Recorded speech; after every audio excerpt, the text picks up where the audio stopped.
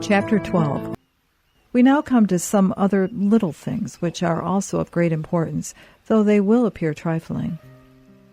All this seems a great task, and so it is, for it means warring against ourselves. But once we begin to work, God too works in our souls and bestows such favors on them that the most we can do in this life seems to us very little. And we nuns are doing everything we can by giving up our freedom for the love of God and entrusting it to another, and in putting up with so many trials, fasts, silence, enclosure, service in choir, that however much we might want to indulge ourselves, we can do so only occasionally. Perhaps in all the convents I have seen, I am the only nun guilty of self-indulgence. Why, then, do we shrink from interior mortification, since this is the means by which every other kind of mortification may become more meritorious and perfect, so that it can be practiced with greater tranquility and ease? This, as I have said, is acquired by gradual progress, and by never indulging our own will and desire, even in small things, until we have succeeded in subduing the body to the spirit. I repeat that this consists mainly or entirely in our ceasing to care about ourselves and our own pleasures. For the least that anyone who is beginning to serve the Lord truly can offer him is his life. Once he has surrendered his will to him, what has he to fear? It is evident that if he is a true religious and a man of prayer and aspires to the enjoyment of divine consolations, he must not turn back or shrink from desiring to die and suffer martyrdom for his sake.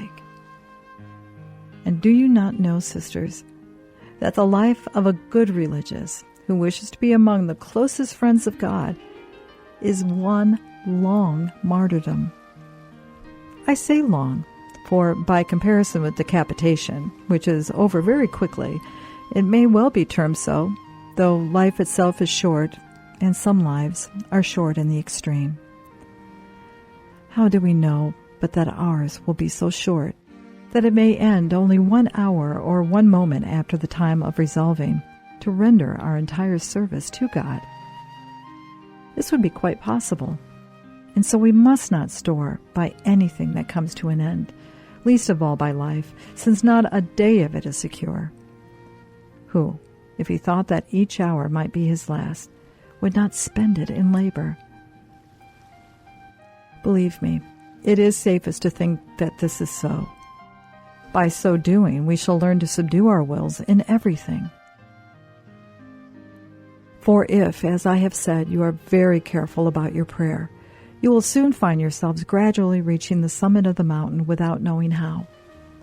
But how harsh it sounds to say that we must take pleasure in nothing, unless we also say what consolations and delights this renunciation brings in its train, and what a great gain it is, even in this life. What security it gives us. Here, as you all practice this, you have done the principal part. Each of you encourages and helps the rest, and each of you must try to outstrip her sisters. Be very careful about your interior thoughts, especially if they have to do with precedence. May God, by his passion, keep us from expressing or dwelling upon such thoughts as these. But I am her senior in the order. But I am older. But I have worked harder.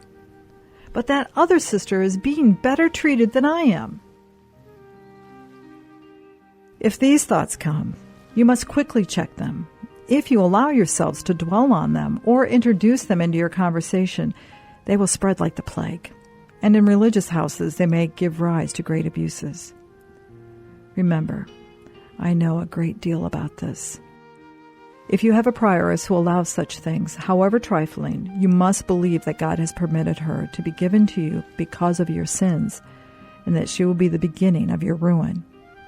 Cry to him, and let your whole prayer be that he may come to your aid by sending you either a religious or a person given to prayer. For if anyone prays with a resolve to enjoy the favors and consolations which God bestows in prayer, it is always well that he should have this detachment. You may ask why I lay such stress on this, and think that I am being too severe about it, and say that God grants consolations to persons less completely detached than that. I quite believe he does, for in his infinite wisdom he sees that this will enable him to leave everything for his sake. I do not mean by leaving everything, entering the religious life, for there may be obstacles to this, and the soul that is perfect can be detached and humble anywhere.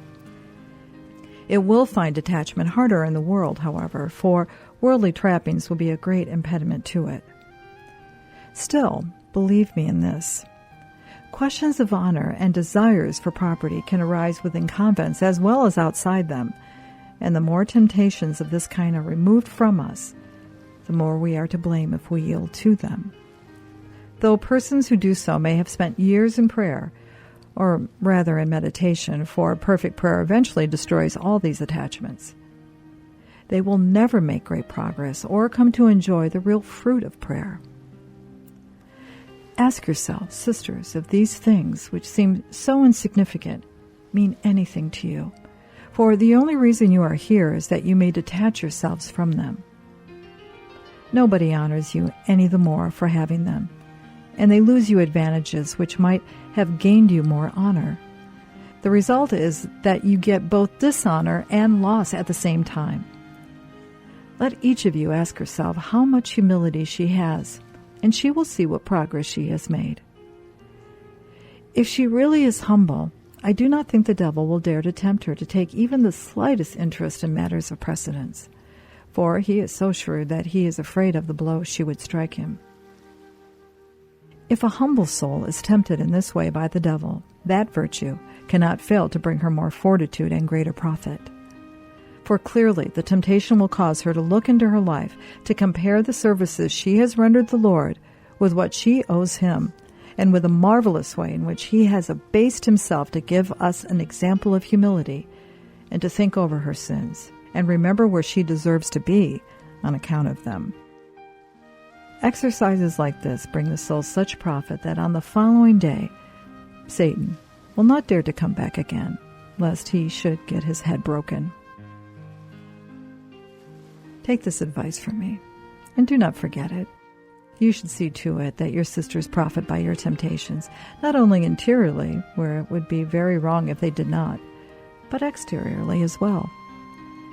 If you want to avenge yourselves on the devil and free yourselves more quickly from temptation, ask the superior, as soon as temptation comes to you, to give you some lowly office to do, or do some such thing as best you can on your own initiative, studying as you do it how to bend your will to perform tasks you dislike. The Lord will show you ways of doing so. God deliver us from people who wish to serve him, yet who are mindful of their own honor. Reflect how little they gain from this. For, as I have said, the very act of desiring honor robs us of it, especially in matters of precedence. There is no poison in the world which is so fatal to perfection. You will say that these are little things, which have to do with human nature, and are not worth troubling about. Do not trifle with them, for in religious houses they spread like a foam on water, and there is no small matter so extremely dangerous as our punctiliousness about honor and sensitiveness to insult. Do you know one reason, apart from many others, why this is so? It may have its root, perhaps in some trivial slight, hardly anything in fact, and the devil will then induce someone else to consider it important, so that she will think it is a real charity to tell you about it, and to ask you how you can allow yourself to be insulted so. And she will pray that God may give you patience, and that you may offer it to him, for even a saint could not bear more. The devil is simply putting his deceitfulness into this other person's mouth. And though you yourself are quite ready to bear the slight, you are tempted to vainglory because you have not resisted something else as perfectly as you should. This human nature of ours is so wretchedly weak that even when we are telling ourselves that there is nothing for us to make a fuss about, we imagine we are doing something virtuous and begin to feel sorry for ourselves, particularly when we see that other people are sorry for us too. In this way, the soul begins to lose the occasions of merit which it had gained. It becomes weaker, and thus a door is opened to the devil by which he can enter on some other occasion with a temptation worse than the last. It may even happen that, when you yourself are prepared to suffer an insult, your sisters come and ask you if you are a beast of burden, and say you ought to be more sensitive about things. Oh, my sisters, for the love of God, never let charity move you to show pity for another in anything to do with these fancied insults, for that is like the pity shown to holy Job by his wife and friends. Chapter 13. I often tell you, sisters, and now I want it to be set down in writing, not to forget that we in this house, and for that matter anyone who would be perfect, must flee 1,000 leagues from such phrases as, "I had right on my side."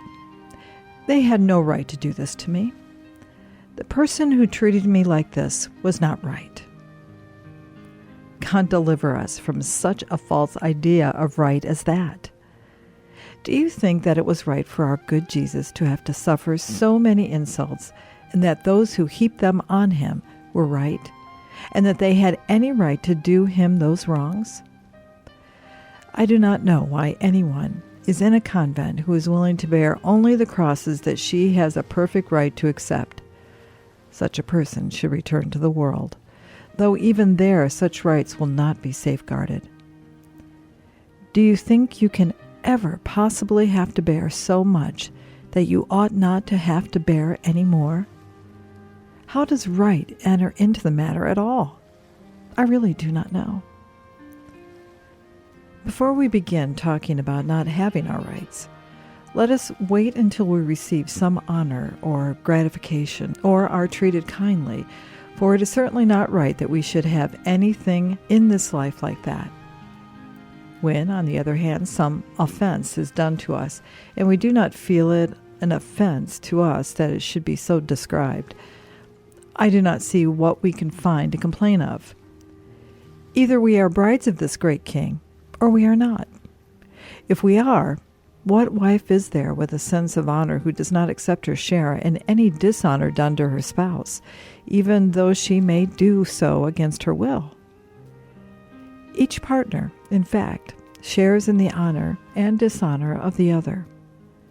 To desire to share in the kingdom of our spouse Jesus Christ, and to enjoy it, and yet not be willing to have any part in his dishonors and trials, is ridiculous.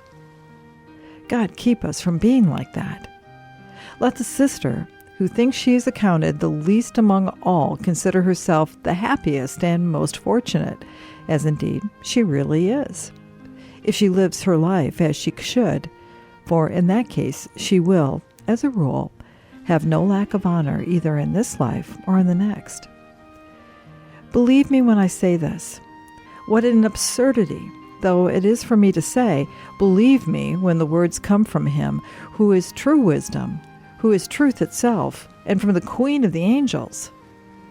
Let us, daughters, in some small degree imitate the great humility of the most sacred Virgin, whose habit we wear and whose nuns we are ashamed to call ourselves. Let us at least imitate this humility of hers in some degree. I say in some degree, because however much we may seem to humble ourselves, we fall far short of being the daughters of such a mother, and the brides of such a spouse.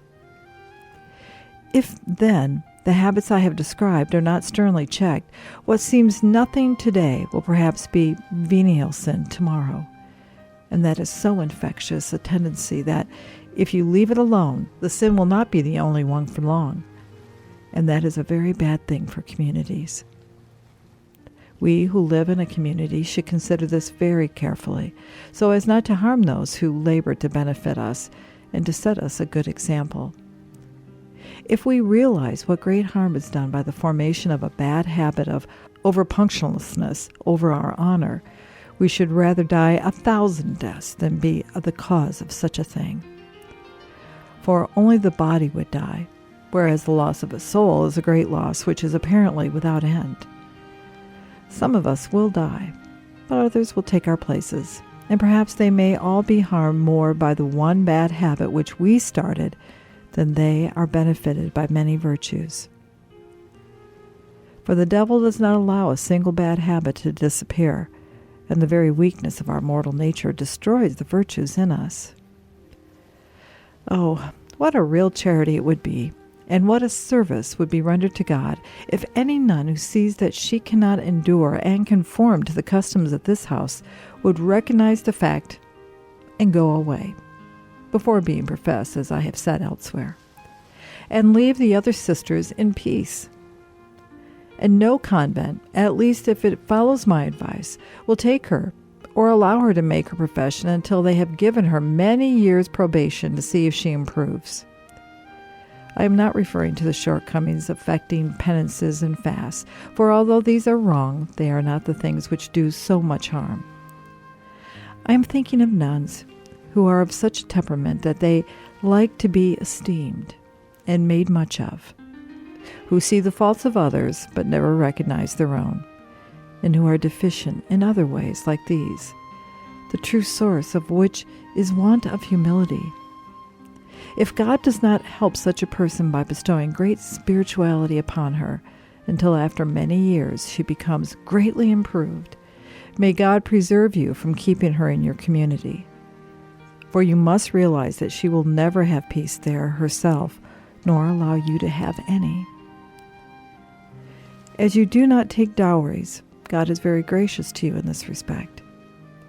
It grieves me that religious houses should often harbor one who is a thief and robs them from their treasure, either because they are unwilling to return a dowry or out of regard for the relatives. In this house, you have risked losing worldly honor and forgone it, for no such honor is paid to those who are poor. Do not desire, then, that others should be honored at such a cost to yourselves. Our honor, sisters, must lie in the service of God, and if anyone thinks to hinder you in this, she had better keep her honor and stay at home. It was with this in mind that our fathers ordered a year's probation, which in our order we are free to extend to 4 years. Personally, I should like it to be prolonged to 10 years. A humble man will mind very little if she is not professed, for she knows that if she is good, she will not be sent away, and if she is not, why should she wish to do harm to one of Christ's communities? By not being good, I do not mean being fond of vanities, which I believe, with the help of God, will be a fault far removed from the nuns in this house. I am referring to a want of mortification, and an attachment to worldly things and to self-interest in the manner which I have described. Let anyone who knows she is not greatly mortified take my advice, and not make her profession if she does not wish to suffer a hell on earth, and grant that there may not be another hell awaiting such a nun in the world to come. There are many reasons why she should fear there may be this, and possibly neither she nor her sisters may realize this as well as I do. Believe what I say here. If you will not, I must leave it to time to prove the truth of my words. For the whole manner of life we are trying to live is making us not only nuns, but hermits, like the Holy Fathers, our predecessors, and leading us to detachment from all things created. I have observed that anyone whom the Lord has specially chosen for this life is granted that favor.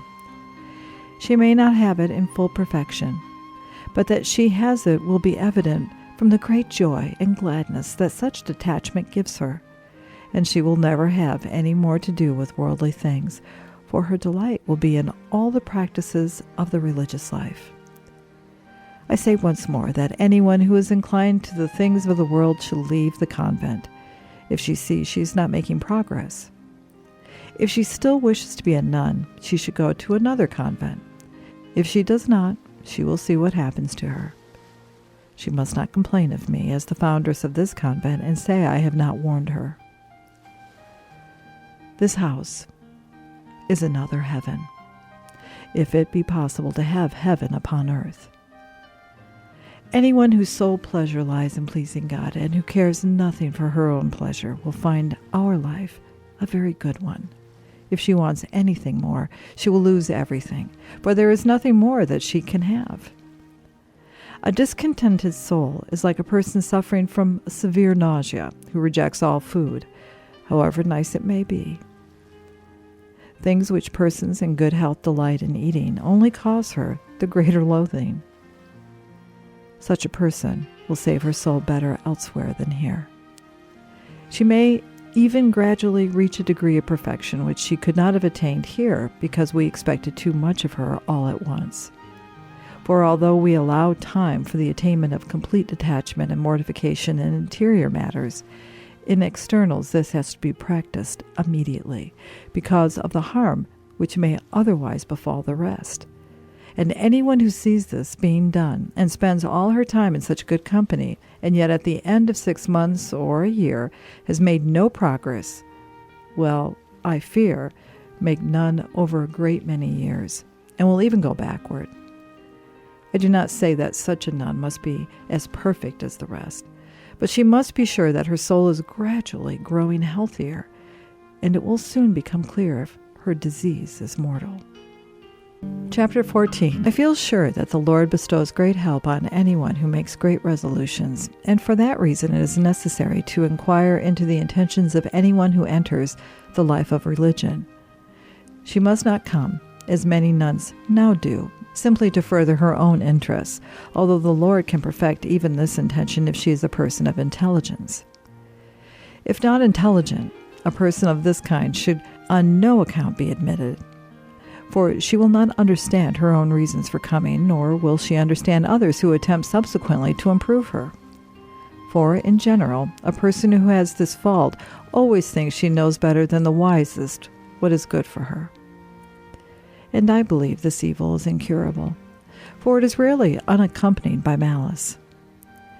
In a convent where there are a great many nuns, it may be tolerated, but it cannot be suffered among a few. When an intelligent person begins to grow fond of what is good, she clings to it manfully, for she sees that it is the best thing for her.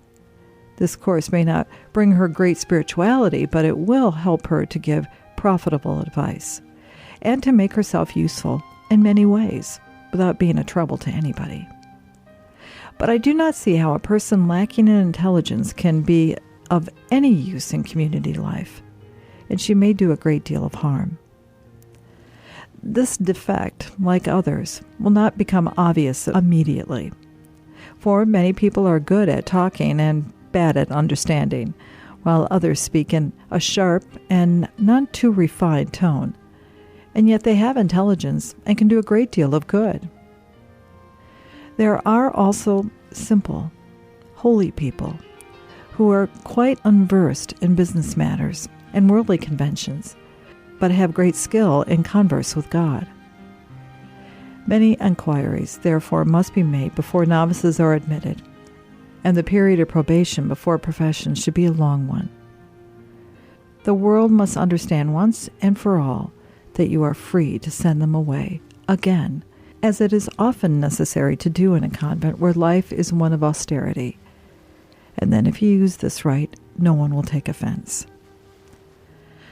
I say this because these times are so unhappy, and our weakness is so great, that we are not content to follow the instructions of our predecessors and disregard the current ideas about honor, lest we should give offense to the novices' relatives. God grant that those of us who admit unsuitable persons may not pay for it in the world to come. Such persons are never without a pretext for persuading us to accept them, though in a matter of such importance no pretext is valid. If the superior is unaffected by her personal likings and prejudices and considers what is for the good of the house, I do not believe God will ever allow her to go astray. But if she considers other people's feelings and trivial points of detail, I feel she will be bound to err. This is something which everyone must think out for herself. She must commend it to God and encourage her superior when her courage fails her. Of such great importance is it. So I beg God to give you light about it. You do very well not to accept dowries, for if you were to accept them, it might happen that, in order not to have to give back money which you no longer possess, you would keep a thief in the house who was robbing you from your treasure, and that would be no small pity. So you must not receive dowries from anyone, for to do so may be to harm the very person to whom you desire to bring profit. Chapter 15. But how discontentedly I am writing. I'm just like a person who does not know what she is doing. It is your fault, sisters, for I am doing this at your command. Read it as best you can, for I am writing it as best I can, and if it is too bad, burn it. I really need leisure, and as you see, I have so little opportunity for writing that a week passes without my putting down a word, and so I forget what I have said and what I am going to say next. Now, what have I just been doing? Namely, excusing myself. It's very bad for me, and I beg you not to copy it, for to suffer without making excuses is a habit of great perfection, and very edifying and meritorious. And though I often teach you this, and by God's goodness you practice it, His Majesty has never granted this favor to me. May He be pleased to bestow it on me before I die. I am greatly confused as I begin to urge this virtue upon you, for I ought myself to have practiced at least something of what I am recommending you with regard to it. But actually, I must confess, I have made very little progress. I never seem unable to find a reason for thinking I am being virtuous when I make excuses for myself. There are times when this is lawful, and when not to do it would be wrong. But I have not that discretion, or better, the humility, to do it only when fitting. For indeed, it takes great humility to find oneself unjustly condemned and be silent. And to do this is to imitate the Lord who set us free from all our sins. I beg you, then, to study earnestly to do so, for it brings great gain, whereas I see no gain in our trying to free ourselves from blame. None whatever, save, as I say, in a few cases where hiding the truth might cause offense or scandal. Anyone will understand this who has more discretion than I. I think it is very important to accustom ourselves to practice this virtue and to endeavor to obtain from the Lord the true humility which must result from it. The truly humble person will have a genuine desire to be thought little of, and persecuted, and condemned unjustly, even in serious matters. For if she desires to imitate the Lord, how can she not do so better than this? And no bodily strength is necessary here, nor the aid of anyone save God. These are great virtues, my sisters, and I should like us to study them closely and to make them our penance. As you know, I deprecate other severe and excessive penances, which, if practiced indiscreetly, may injure the health. Here, however, there is no cause for fear. For however great the interior virtues may be, they do not weaken the body so that it cannot serve the order, while at the same time they strengthen the soul. And furthermore, they can be applied to very little things, and thus, as I have said on other occasions, they accustom one to gain great victories in very important matters. I have not, however, been able to test this particular thing myself, for I never heard anything bad said of me, which I did not clearly realize fell short of the truth. If I had not sometimes, often indeed, offended God in the ways they referred to, I had done so in many others, and I felt they had treated me far too indulgently in saying nothing about these. I much preferred people to blame me for what was not true than to tell the truth about me, for I disliked hearing things that were true said about me, whereas the other things, however serious they were, I did not mind at all. In small matters I followed my own inclinations, and I still do so, without paying any affection to what is most perfect. So I should like you to begin to realize this at an early stage, and I want each of you to ponder how much there is to be gained in every way by this virtue, and how, so far as I can see, there is nothing to be lost by it. The chief thing we gain is being able, in some degree, to follow the Lord. It is a great help to meditate upon the great gain, which in any case this is bound to bring us, and to realize how, properly speaking, we can never be blamed unjustly, since we are always full of faults, and a just man falls 7 times a day, so that it would be a falsehood for us to say we have no sin. If, then, we are not to blame for the thing that we are accused of, we are never wholly without blame in the way that our good Jesus was.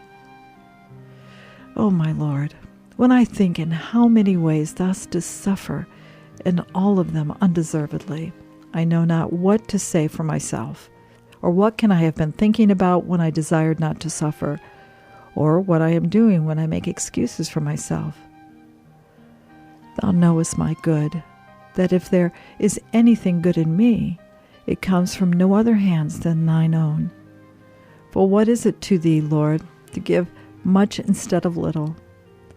True, I do not deserve it, but neither have I deserved the favors which thou hast shown me already.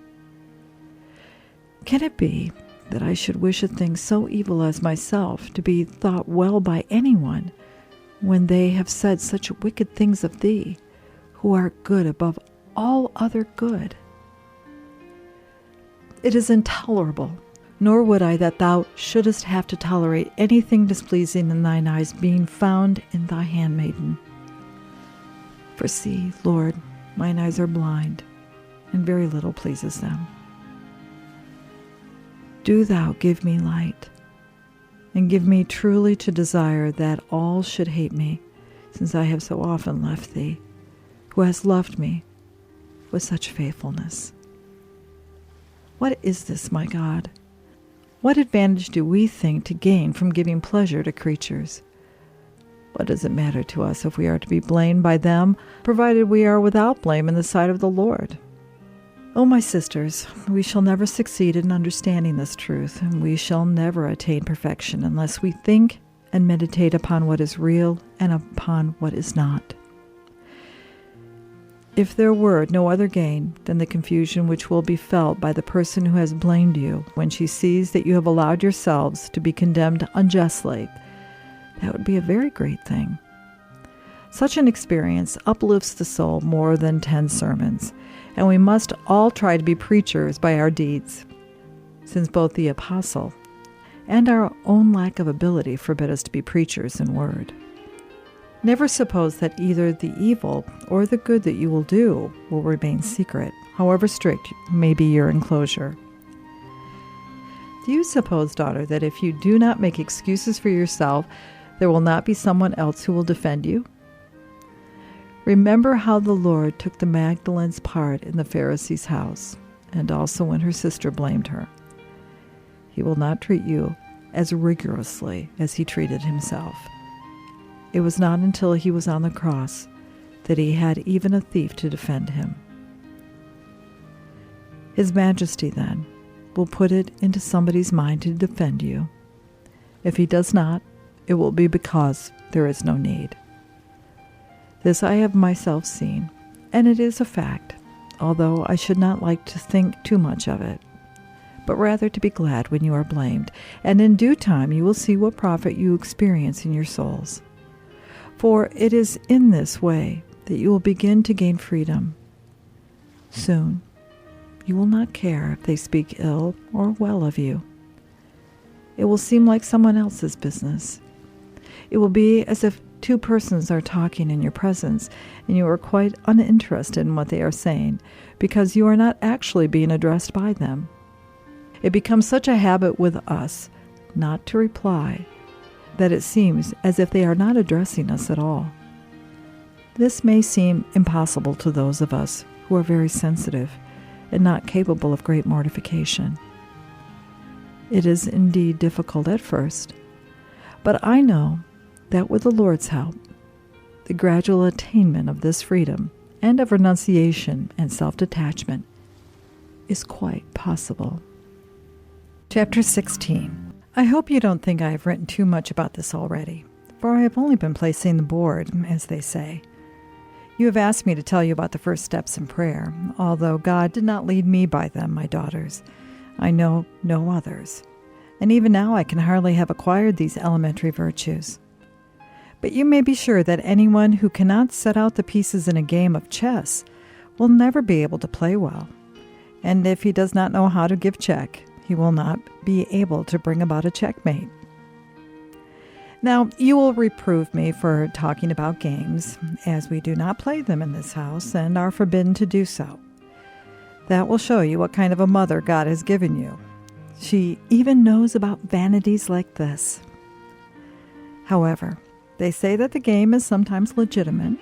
How legitimate it will be for us to play in this way, and if we play frequently, how quickly we will give checkmate to this divine king. He will not be able to move out of our check, nor will he desire to do so. It is the queen which gives the king most trouble in this game, and all other pieces support her.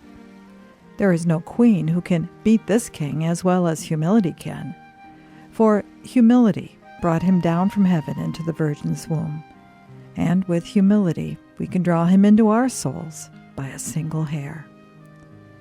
Be sure that he will give most humility to him who has most already, and least to him who has least. I cannot understand how humility exists or can exist without love, or love without humility. And it is impossible for these two virtues to exist save where there is great detachment from all created things. You will ask, my daughters, why I am talking to you about virtues when you have more than enough books to teach you about them, and when you want me to tell you only about contemplation.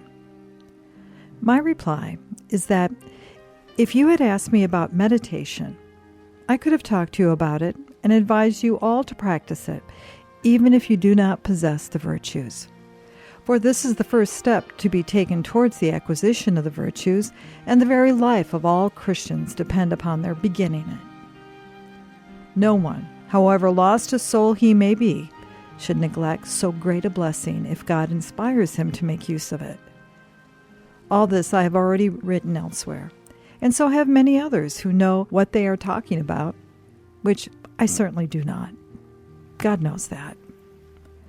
But contemplation, daughters, is another matter. This is an error which we all make. If a person gets so far as to spend a short time each day in thinking about his sins, as he is bound to do if he is a Christian in anything more than name, people at once call him a great contemplative. And then they expect him to have the rare virtues which a great contemplative is bound to possess. He may even think he has them himself, but he will be quite wrong. In his early stages, he did not even know how to set out the chessboard, and thought that, in order to give checkmate, it would be enough to be able to recognize the pieces.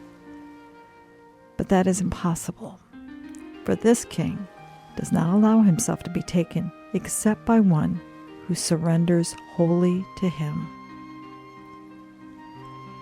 Therefore, daughters, if you want me to tell you the way to attain to contemplation, do allow me to speak at some length about these things, even if at the time they do not seem to you very important, for I think myself that they are.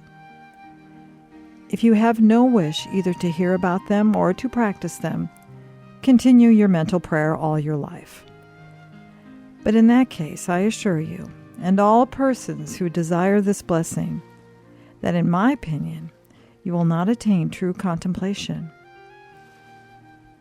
I may, of course, be wrong about this, as I'm judging by my own experience, but I have been striving after contemplation for 20 years. I will now explain what mental prayer is, as some of you will not understand this. God grant that we may practice it as we should. I am afraid, however, that if we do not achieve the virtues, this can only be done with great labor, although the virtues are not necessary here in such a high degree as they are for contemplation. I mean that the King of Glory will not come to our souls, that is, so as to be united with them, unless we strive to gain the greatest virtues. I will explain this, for if you once catch me out in something which is not the truth, you will believe nothing I say. And if I were to say something untrue intentionally, from which may God preserve me, you should be right. But if I did, it would be because I knew no better and did not understand what I said. I will tell you then that God is sometimes pleased to show great favor to persons who are in an evil state, and to raise them to perfect contemplation, so that by this means he may snatch them out of the hands of the devil. It must be understood, I think, that such persons will not be in mortal sin at the time. They may be in an evil state, and yet the Lord will allow them to see a vision, even a very good one, in order to draw them back to himself. But I cannot believe that he would grant them contemplation, for that is a divine union, in which the Lord takes his delight in the soul, and the soul takes its delight in him. And there is no way in which the purity of the heavens can take pleasure in a soul that is unclean, nor can the delight of the angels have delight in that which is not his own. And we know that, by committing mortal sin, a soul becomes the property of the devil, and must take its delight in him, since it has given him pleasure. And as we know, his delights, even in this life, are a continuous torture. My Lord will have no lack of children of his own, in whom he may rejoice without going and taking the children of others. Yet his majesty will do what he often does, namely, snatch them out of the devil's hands. Oh, my Lord, how often do we cause thee to wrestle with the devil? Was it not enough that thou shouldest have allowed him to bear thee in his arms when he took thee to the pinnacle of the temple in order to teach us how to vanquish him? What a sight it would have been, daughters, to see this sun by the side of the darkness, and what fear that wretched creature must have felt, though he would not have known why, since God did not allow him to understand. Blessed be such great pity and mercy. We Christians ought to feel great shame at making him wrestle daily in the way I have described with such an unclean beast. Indeed, Lord, thine arms had need to be strong. But how was it that they were not weakened by the many trials and tortures which thou didst endure upon the cross? Oh, how quickly all that is born for love's sake heals again. I really believe that, if thou hadst lived longer, the very love which thou hast for us would have healed thy wounds again, and thou wouldst have needed no other medicine. Oh, my God, who will give me such medicine for all the things which grieve and try me? How eagerly should I desire them if it were certain that I could be cured by such a health-giving ointment. Returning to what I was saying, there are souls whom God knows he may gain for himself by this means. Seeing that they are completely lost, his majesty wants to leave no stone unturned to help them. And therefore, though they are in a sad way and lacking in virtues, he gives them consolations, favors, and emotions, which begin to move their desires and occasionally even brings them to a state of contemplation, though rarely, and not for long at a time. And this, as I say, he does because he is testing them to see if that favor will not make them anxious to prepare themselves to enjoy it often. If it does not, may they be pardoned. Pardon thou us, Lord, for it is a dreadful thing that a soul whom thou hast brought near to thyself should approach any earthly thing and become attached to it. For my own part, I believe that there are many souls whom God our Lord tests in this way, and few who prepare themselves to enjoy this favor. When the Lord does this, and we ourselves leave nothing undone either, I think it is certain that he never ceases from giving it until he has brought us to a very high degree of prayer. If we do not give ourselves to his majesty as resolutely as he gives himself to us, He will be doing more than enough for us if He leaves us in mental prayer and from time to time visits us as He would visit servants in His vineyard. But these others are His beloved children, whom He would never want to banish from His side. And as they have no desire to leave Him, He never does so. He sets them at His table and feeds them with His own food, almost taking the food from His mouth in order to give it to them. Oh, what blessed care of us is this, my daughters! How happy we shall be if by leaving these few petty things we can arrive at so high an estate. Even if the whole world should blame you and deafen you with its cries, what matter so long as you are in the arms of God? He is powerful enough to free you from everything. For only once did He command the world to be made, and it was done. With Him, to will is to do. Do not be afraid, then, if He is pleased to speak with you, for He does this for the greater good of those who love Him. His love for those to whom He is dear is by no means so weak. He shows it in every way possible.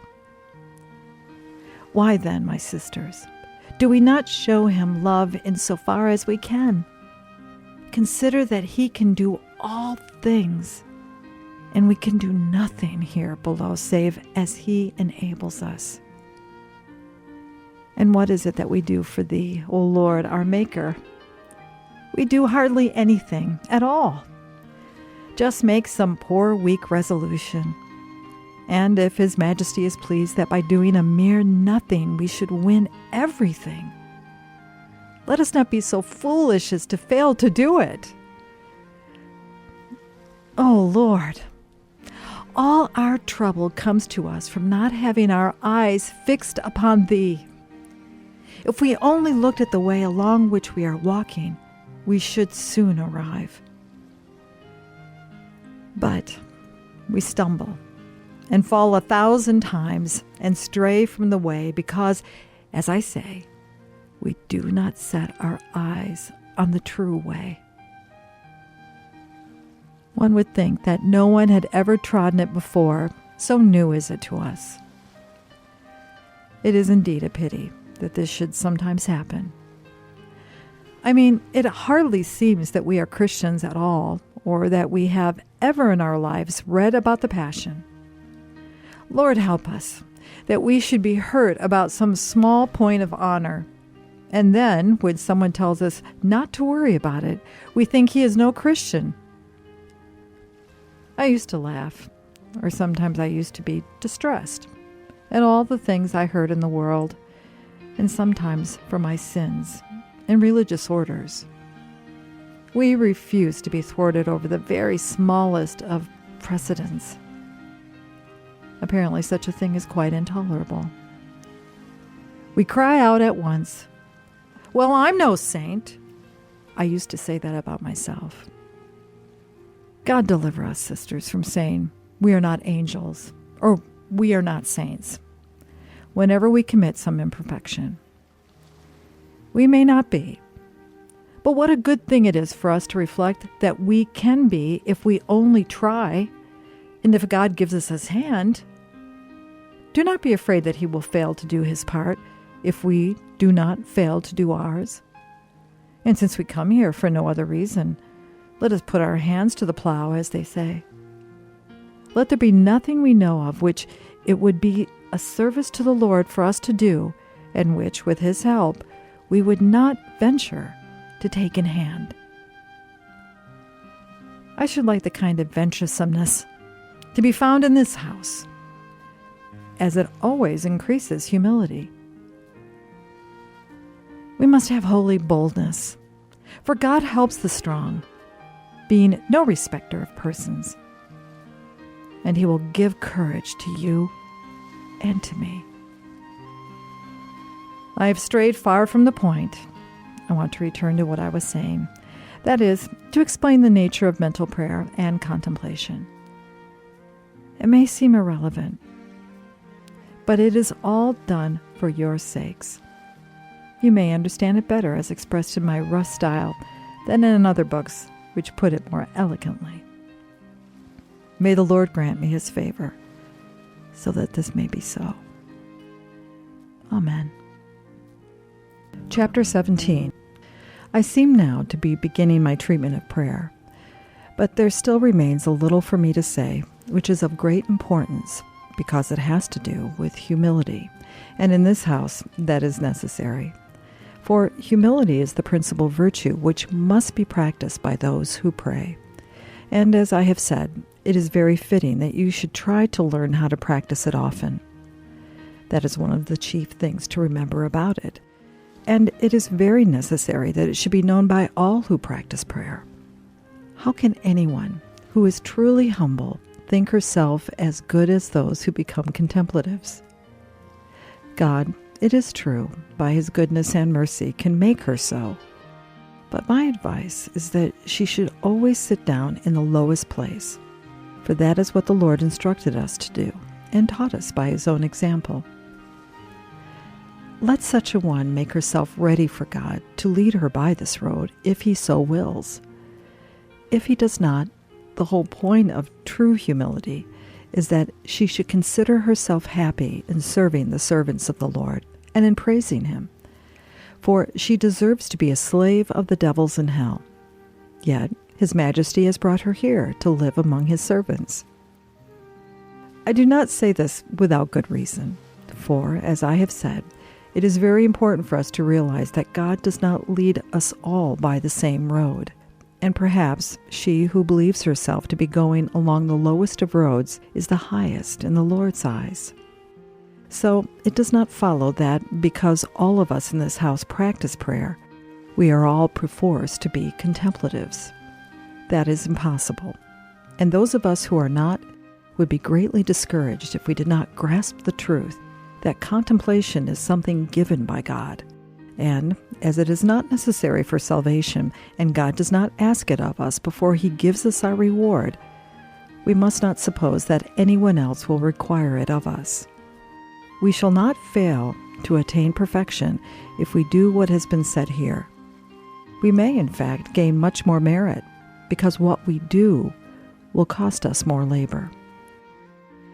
The Lord will be treating us like those who are strong, and will be laying up for us all that we cannot enjoy in this life.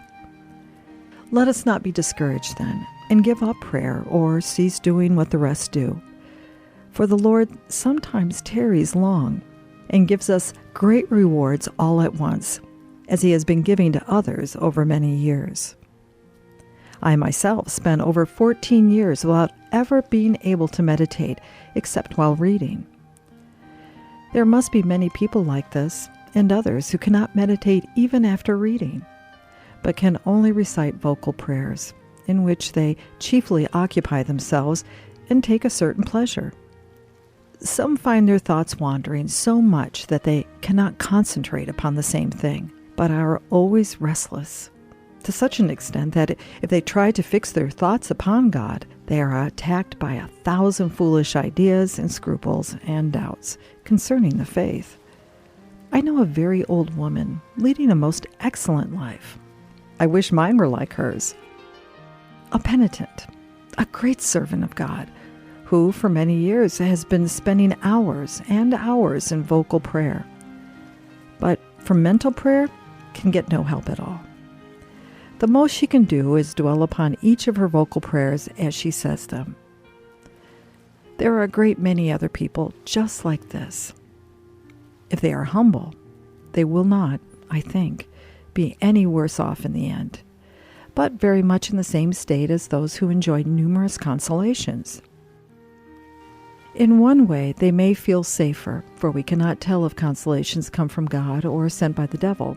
If they are not of God, they are the most dangerous.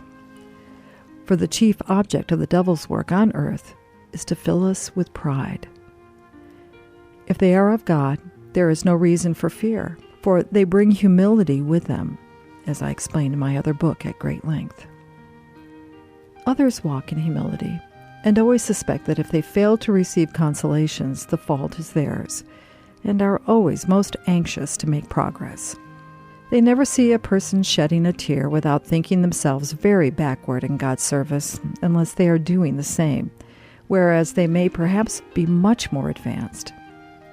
For tears, though good, are not invariably as signs of perfection. There is always greater safety in humility, mortification, detachment, and other virtues. There is no reason for fear, and you must not be afraid that you will fail to attain the perfection of the greatest contemplatives. St. Martha was holy, but we are not told that she was a contemplative.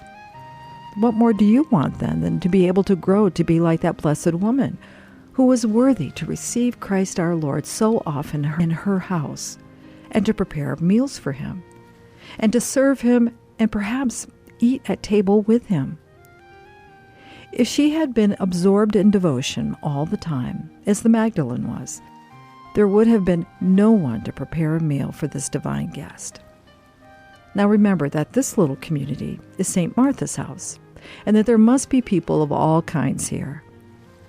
Nuns who are called to the active life must not murmur at others who are very absorbed in contemplation, for contemplatives know that, though they themselves may be silent, the Lord will speak for them, and this, as a rule, makes them forget themselves and everything else. Remember that there must be someone to cook the meals, and count yourself happy in being able to serve like Martha. Reflect that true humility consists to a great extent in being ready for what the Lord desires to do with you, and happy that he should do it, and in always considering yourselves unworthy to be called his servants. If contemplation and mental and vocal prayer, and tending the sick and serving in the house, and working at even the lowliest tasks are of service to the guest who comes to stay with us, and to take his recreation with us, what should it matter to us if we do one of these things rather than another?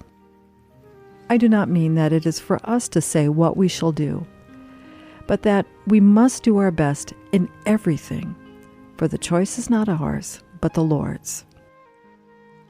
If, after many years, he is pleased to give each of us her office, it will be a curious kind of humility for you to wish to choose. Let the Lord of the house do that, for he is wise and powerful and knows what is fitting for you and for himself as well. Be sure that if you do what lies in your power and prepare yourself for high contemplation with the perfection aforementioned, then if he does not grant it you, and I think he will not fail to do so if you have true detachment and humility, it will be because he has laid up this joy for you so as to give it to you in heaven, and because, as I have said elsewhere, he is pleased to treat you like people who are strong, and give you a cross to bear on earth like that which his majesty himself also bore. What better sign of friendship is there than for him to give you what he gave himself? It might well be that you would not have had so great a reward from contemplation. His judgments are his own. We must not meddle in them. It is indeed a good thing that the choice is not ours, for if it were, we should think it the more restful life, and all become the great contemplatives. Oh, how much we gain if we have no desire to gain what seems to us best, and so have no fear of losing, since God never permits a truly mortified person to lose anything, except when such a loss will bring him greater gain.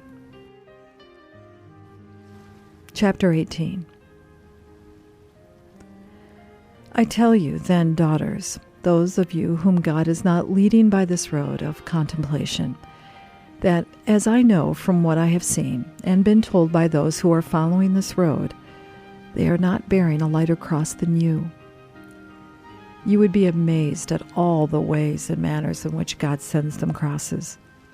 I know about both types of life, and I am well aware that the trials given by God to contemplatives are intolerable, and they are of such a kind that, were he not to feed them with consolations, they could not be borne. It is clear that since God leads those who he most loves by the way of trials, the more he loves them, the greater will be their trials. And there is no reason to suppose that he hates contemplatives, since with his own mouth he praises them and calls them friends. To suppose that he would admit to his close friendship pleasure-loving people who are free from all trials is ridiculous. I feel quite sure that God gives them much greater trials, and that he leads them by a hard and rugged road, so that they sometimes think they are lost and will have to go back and begin again. Then His Majesty is obliged to give them sustenance. Not water, but wine, so that they may become inebriated by it, and not realize what they are going through, and what they are capable of bearing. Thus I find few true contemplatives who are not courageous and resolute in suffering. For if they are weak, the first thing the Lord does is to give them courage, so that they may fear no trials that may come to them. I think when those who lead an active life occasionally see contemplatives receiving consolations, they suppose that they never experience anything else. But I can assure you that you might not be able to endure their sufferings for as long as a day. The point is that the Lord knows everyone as he really is, and gives each his work to do, according to what he sees the most fitting for his soul, and for his own self, and for the good of his neighbor. Unless you have omitted to prepare yourself for your work, you need have no fear that it will be lost. Note that I say we must all strive to do this, for we are here for no other purpose, and we must not strive merely for a year, or for 2 years, or 10 years, or it will look as if we are abandoning our work like cowards.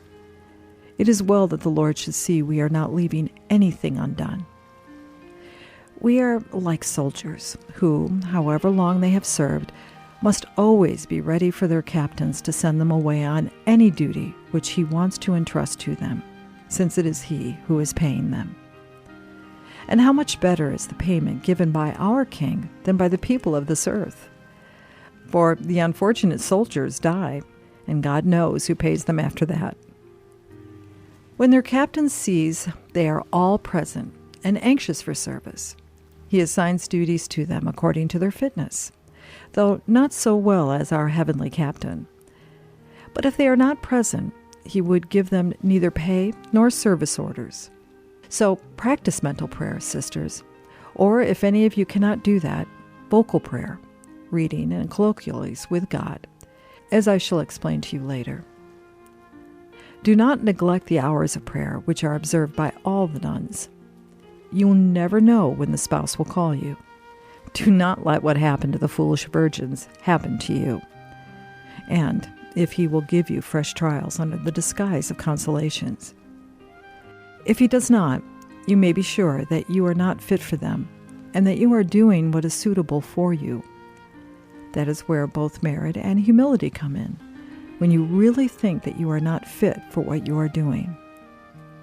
Go cheerfully about whatever services you are ordered to do, as I have said. If such a servant is truly humble, she will be blessed in her active life, and will never make complaint save of herself. I would much rather be like her than like some contemplatives. Leave others to wage their own conflicts, which are not light ones. The standard bearer is not a combatant, yet nonetheless he is exposed to great danger, and inwardly must suffer more than anyone, for he cannot defend himself, as he is carrying the standard, which he must not allow to leave his hands, even if he is cut to pieces. Just so, contemplatives have to bear aloft the standard of humility, and must suffer all the blows which are aimed at them without striking any themselves. Their duty is to suffer as Christ did, to raise the cross on high, not to allow it to leave their hands, whatever the perils in which they find themselves, and not to let themselves be found backward in suffering. It is for this reason that they are given such an honorable duty. Let the contemplative consider what he is doing, for if he lets the standard fall, the battle will be lost. Great harm, I think, is done to those who are not so far advanced if those whom they consider as captains and friends of God let them see them acting in a way unbefitting their office. The other soldiers do as best they can. At times they will withdraw from some position of extreme danger, and, as no one observes them, they suffer no loss of honor. But these others have all eyes fixed on them and cannot move. Their office, then, is a noble one, and the king confers great honor and favor upon any to whom he gives it, and to who, in receiving it, accepts no light obligation. So, sisters, as we do not understand ourselves and know not what we ask, let us leave everything to the Lord, who knows us better than we know ourselves. True humility consists in our being satisfied with what is given us. There are some people who seem to want to ask favors from God as a right. A pretty kind of humility that is. He who knows us all does well in seldom giving things to such persons. He sees clearly that they are unable to drink of his chalice. If you want to know whether you have made progress or not, sisters, you may be sure that you have, if each of you thinks herself the worst of all, and shows that she thinks this by acting for the profit and benefit of the rest. Progress has nothing to do with enjoying the greatest number of consolations in prayer, or with raptures, visions, or favors often given by the Lord, the value of which we cannot estimate until we reach the world to come. The other things I've been describing are current coin, an unfailing source of revenue and perpetual inheritance, not payments liable at any time to cease, like these favors which are given us and then come to an end. I am referring to the great virtues of humility, mortification, and an obedience so extremely strict that we never go an inch beyond the superior's orders, knowing that these orders come from God, since she is in his place. It is to this duty of obedience that you must attach the greatest importance. It seems to me that anyone who does not have it is not a nun at all. And so I am saying no more about it, as I am speaking to nuns whom I believe to be good, or at least desirous of being so. So well known is this matter, and so important, that a single word will suffice to prevent you from forgetting it. I mean that if anyone is under a vow of obedience and goes astray, through not taking the greatest care to observe these vows with the highest degree of perfection, I do not know why she is in the convent. I can assure her, in any case, that for so long as she fails in this respect, she will never succeed in leading the contemplative life, or even in leading a good active life. Of that I am almost certain. And even a person who has not this obligation, but who wishes or tries to achieve contemplation, must, if she would walk safely, be fully resolved to surrender her will to a confessor who is himself a contemplative, and will understand her. It is a well-known fact that she will make more progress in this in a year than in a great many years if she acts otherwise. As this does not affect you, however, I will say no more about it. I conclude, my daughters, by saying that these are the virtues which I desire you to possess, and to strive to obtain, and of which you should cherish a holy envy. Do not be troubled because you have no experience of those other kinds of devotion. They are very unreliable. It may be that to some people they come from God, and yet that if they come to you, it might be because His Majesty had permitted you to be deceived and deluded by the devil. There is danger in this for women. Why do you want to serve the Lord in so doubtful a way when there are so many ways of serving Him in safety? Who wants to plunge you into these perils? I have said a great deal about this because I am sure it will be useful, for this nature of ours is weak, though His Majesty will strengthen those on whom He wishes to bestow contemplation. With regard to the rest, I am glad to have given them this advice. which will teach contemplatives humility also. If you say you have no need of it, daughters, some of you may perhaps find it pleasant reading. May the Lord, for his own sake, give us light to follow his will in all things, and we shall have no cause for fear. Chapter 19. It is a long time since I wrote the last chapter, and I have no chance of returning to my writing, so that, without reading through it, what I have written, I cannot remember what I said.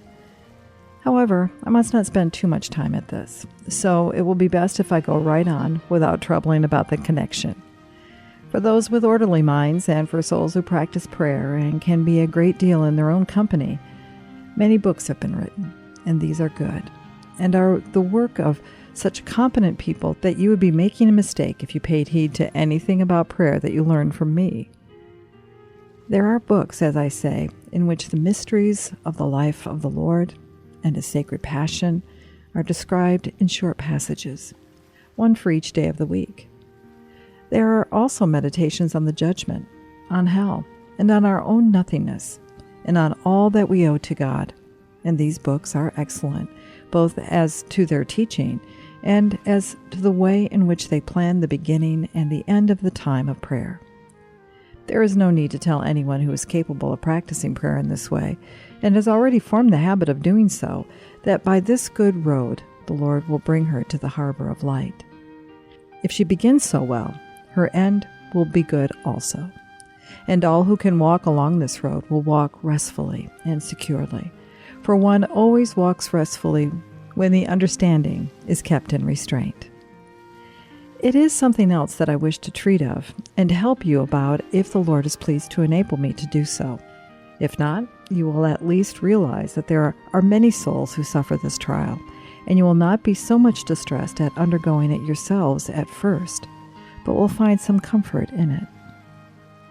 There are some souls, and some minds, as unruly as horses not yet broken in. No one can stop them. Now they go this way, now that way. They are never still. Although a skilled rider mounted on such a horse may not always be in danger, he will be so sometimes. And even if he's not concerned about his life, there will always be the risk of his stumbling, so that he has to ride with great care. Some people are either like this by nature, or God permits them to become so. I am very sorry for them. They seem to me like people who are very thirsty and see water a long way off. Yet when they try to go to it, find someone who all the time is barring their path, at the beginning of their journey, in the middle, and at the end. And when, after all their labor, and the labor is tremendous, they have conquered the first of their enemies, they allow themselves to be conquered by the second, and they prefer to die of thirst rather than drink water which is going to cost them so much trouble. Their strength has come to an end. Their courage has failed them, and though some of them are strong enough to conquer their second enemies as well as their first, when they meet the third group, their strength comes to an end, though perhaps they are only a couple of steps from the fountain of living water, of which the Lord said to the Samaritan woman that whosoever drinks of it shall not thirst again. How right and how very true it is, that which comes from the lips of truth himself. In this life, the soul will never thirst for anything more, although its thirst for things in the life to come will exceed any natural thirst that we can imagine here below. How the soul thirsts to experience this thirst, for it knows how very precious it is, and grievous though it be, and exhausting, it creates the very satisfaction by which this thirst is allayed.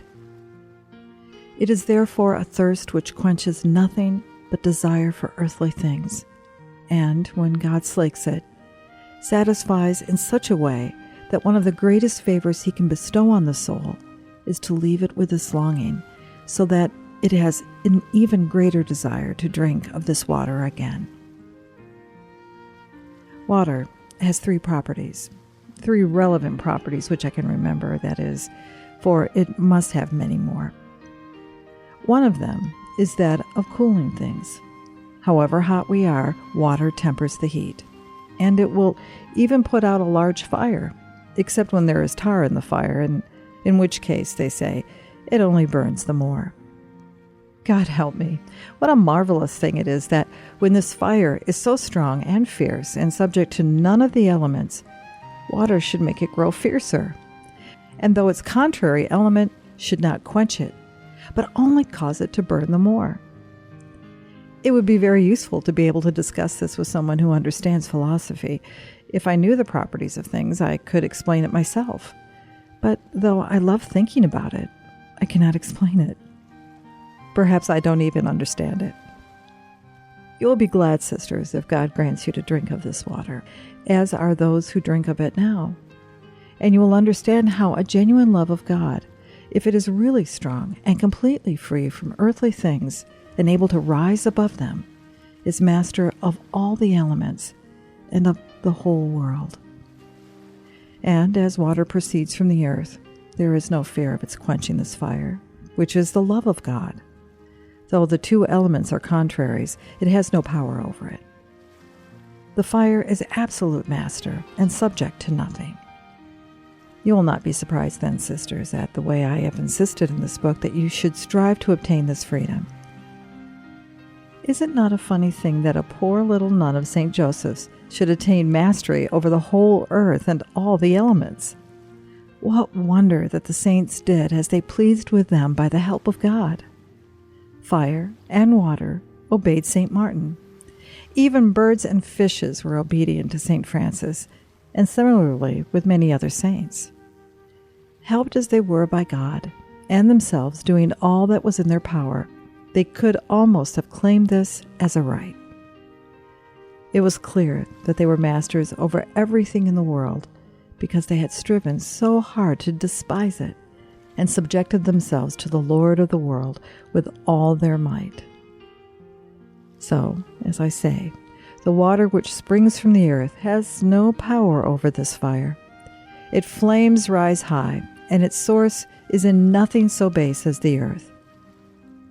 There are other fires of love for God, small ones, which may be quenched by the least little thing.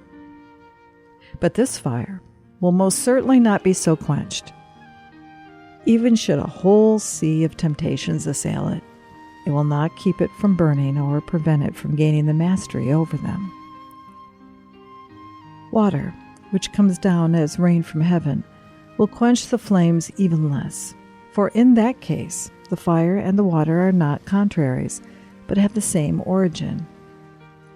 Do not fear that one element may harm the other. Each helps the other, and they produce the same effect. For the water of genuine tears, that is, tears which come from true prayer, is a good gift from the King of Heaven. It fans the flames and keeps them alight, while the fire helps to cool the water. God bless me. What a beautiful and wonderful thing it is that fire should cool water. But it does. And it even freezes all worldly affections when it is combined with the living water which comes from heaven, the source of the above-mentioned tears, which are given us and not acquired by our diligence. Certainly, then, nothing worldly has warmth enough left in it to induce us to cling to it, unless it is something which increases this fire, the nature of which is not to be easily satisfied, but, if possible, to enkindle the entire world. The second property of water is that it cleanses things that are not clean already. What would become of the world if there were no water for washing? Do you know what cleansing properties there are in this living water, this heavenly water, this clear water, when it is unclouded and free from mud and comes down from heaven? Once the soul has drunk of it, I am convinced that it makes it pure and clean for all its sins. For, as I have written, God does not allow us to drink of this water of perfect contemplation whenever we like. The choice is not ours. This divine union is something quite supernatural, given that it may cleanse the soul and leave it pure and free from the mud and misery in which it has plunged because of its sins. Other consolations, excellent as they may be, which comes through the intermediacy of the understanding, are like water running all over the ground. This cannot be drunk directly from the source, and its course is never free from clogging impurities, so that it is neither so pure nor so clean as the other. I should not say that this prayer, as I have been describing, which comes from reasoning with the intellect, is living water. I mean so far as my understanding of it goes, for despite our efforts, there is always something clinging to the soul through the influence of the body and of the baseness of our nature. We should prefer not to be there. I will explain myself further. We are meditating on the nature of the world and on the way in which everything will come to an end, so that we may learn to despise it, when, almost without noticing it, we find ourselves ruminating on things in the world that we love. We try to banish these thoughts, but we cannot help being slightly distracted by thinking of things that have happened or will happen, of things we have done, and of things we are going to do. Then we begin to think of how we can get rid of these thoughts, and that sometimes plunges us once again into the same danger. It is not that we ought to omit such meditations, but we need to retain our misgivings about them and not to grow careless. In contemplation, the Lord Himself relieves us of this care, for He will not trust us to look after ourselves. So dearly does He love our souls, that He prevents them from rushing into things which may do them harm just at this time when He is anxious to help them. So He calls them to His side at once, and in a single moment reveals more truths to them, and He gives them a clear insight into the nature of everything that they could otherwise gain in many years. For our sight is poor, and the dust which we meet on the road blinds us. But in contemplation, the Lord brings us to the end of the day's journey without our understanding how. The third property of water is that it satisfies and quenches thirst. Thirst, I think, means the desire for something which is very necessary for us. So necessary that if we have none of it, we shall die. It is a strange thing that if we have no water, we die, and that we can also lose our lives through having too much of it, as happens to many people who get drowned. Oh, my Lord, if only we could be plunged so deeply into this living water that one's life would end. Can that be? Yes. This love and desire for God can increase so much that the human nature is unable to bear it. And so, there have been persons who have died of it. I knew one person who had this living water in such a great abundance that she would have almost been drawn out of herself by raptures if God had not quickly secured her. She had such a thirst, and her desire grew so greatly, that she realized clearly that she might quite possibly die of thirst if something were not done for her. I say that she would have almost been drawn out of herself, because in this state the soul is in repose. So intolerable does such a soul find the world that it seems to be overwhelmed, but it comes to life again in God. And in this way His Majesty enables it to enjoy experiences which, if it had remained within itself, would have perforce have cost its life. Let it be understood from this that, as there can be nothing in our supreme good which is not perfect, all that He gives us is for our welfare. And however abundant this water which He gives us may be, in nothing that He gives can there be superfluity.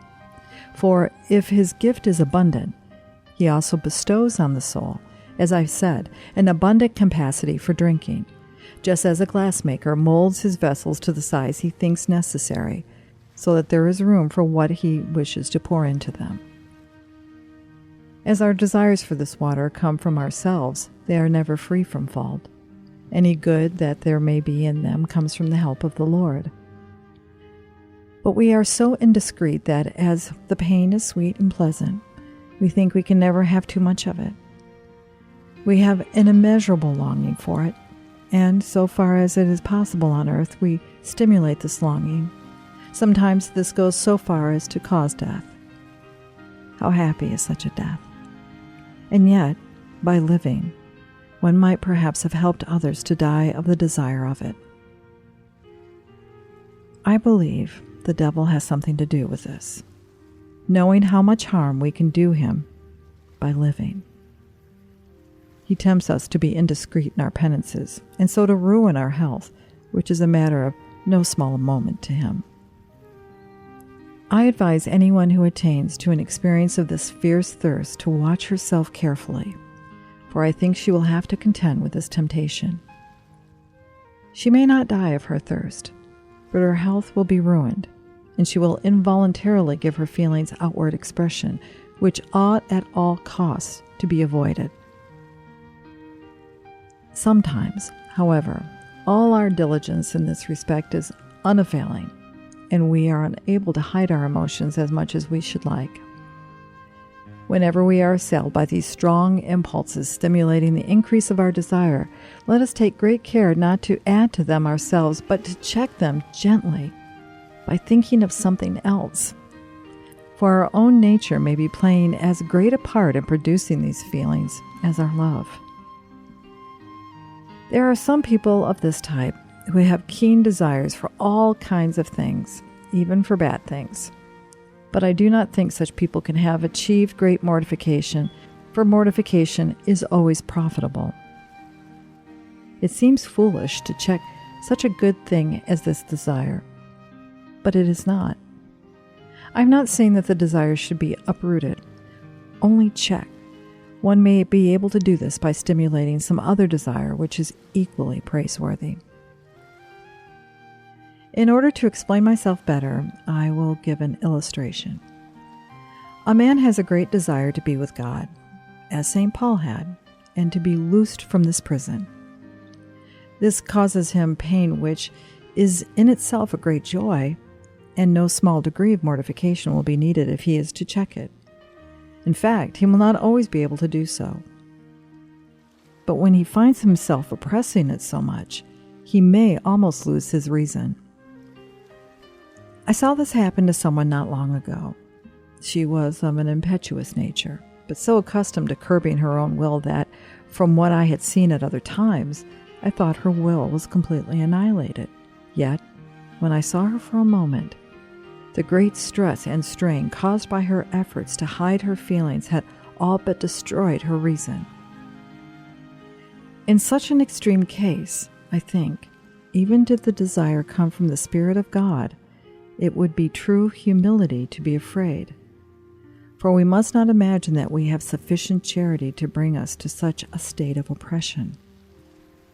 I shall not think it at all wrong, if it be possible, for it may not always be so, for us to change our desire by reflecting that if we live, we have more a chance of serving God, and that we might do this by giving light to some soul which otherwise would be lost, as well as that, if we serve Him more, we shall deserve to enjoy Him more, and grieve that we have served Him so little. These are consolations appropriate to such great trials. They will allay our pain, and we shall gain if, in order to serve the Lord Himself, we are willing to spend a long time here below and to live with our grief. It is as if a person were suffering a great trial or a grievous affliction, and we consoled him by telling him to have patience and leave himself in God's hands, so that His will might be fulfilled in him. It is always best to leave ourselves in God's hands. And what if the devil had anything to do with these strong desires? This might be possible, as I think it is suggested in Cassian's story of a hermit leading the austerest of lives, who was persuaded by the devil to throw himself down a well so that he might see God the sooner. I do not think this hermit can have served God either humbly or efficiently, for the Lord is faithful, and His Majesty would never allow a servant of His to be blinded in a manner in which the truth was so clear. But, of course, if the desire had come from God, it would have done the hermit no harm, for such desires bring with them illumination, moderation, and discretion. This is fitting, but our enemy and adversary seeks to harm us wherever he can, and as he is not unwatchful, we must not be so either. This is an important matter in many respects. For example, we must shorten our time of prayer, however much joy it gives us. If we see our bodily strength waning, or find that our head aches, Discretion is most necessary in everything. Why do you suppose, daughters, that I have tried, as the people say, to describe the end of the battle before it has begun, and to point to its reward by telling you about the blessing which comes from drinking of the heavenly source of this living water? I have done this so that you may not be distressed at the trials and annoyances of the road, and may tread it with courage and not grow weary. For, as I have said, it might be that, when you have arrived, and have only to stoop and drink of the spring, you may fail to do so, and lose this blessing, thinking you have not the strength to attain it, and that it is not for you. Remember, the Lord invites us all, and since He is the truth itself, we cannot doubt Him. If His invitation were not a general one, He would not have said, "I will give you to drink." He might have said, "Come, all of you, for after all you will lose nothing by coming, and I will give to drink to those whom I think fit for it."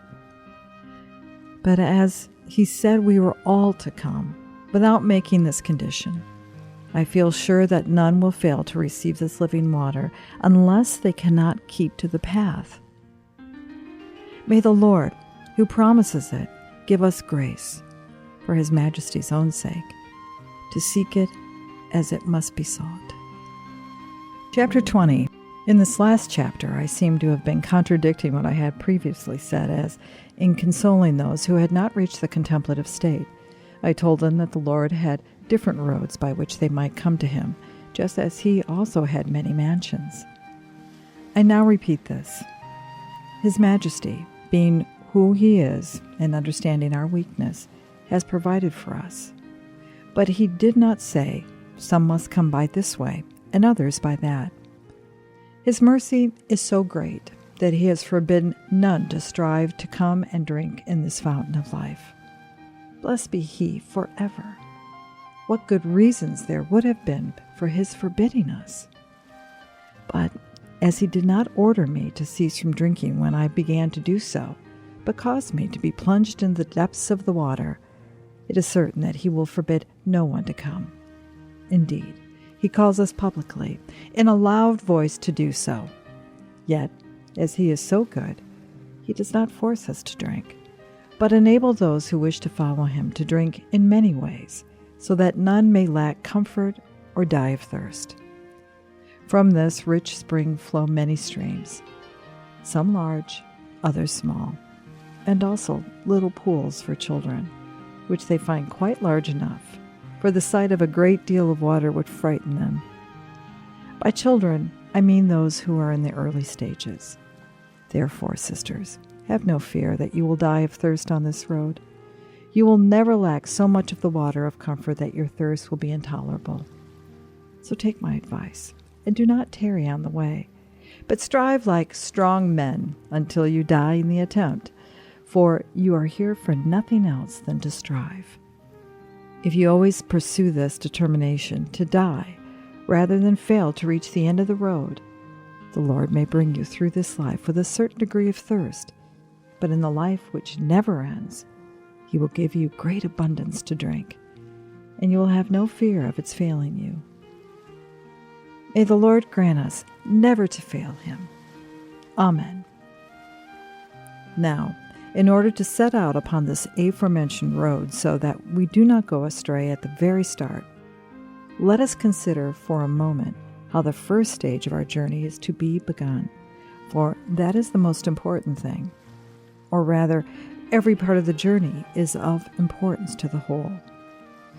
I do not mean to say that no one who has not the resolution that I am going to describe should set out upon the road, for the Lord will gradually bring her nearer to perfection. And even if she did no more than to take one step, this alone has such virtue that there is no fear of her losing it, or of failing to be very well rewarded. We might compare her to someone who has a rosary with a bead specially indulgenced. One prayer in itself will bring her something, and the more she uses the bead, the more she will gain. But if she left it in a box and never took it out, it would be better for her not to have it. So, although she may never go any farther along the same road, The short distance she has progressed will give her light, and thus help her to go along other roads.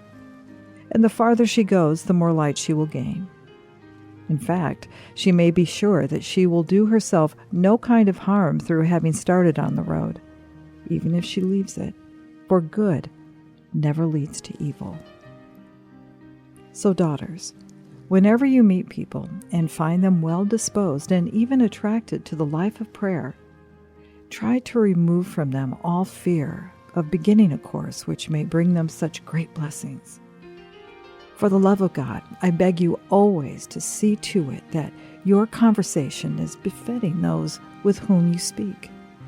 For your prayers must be for the profit of their souls.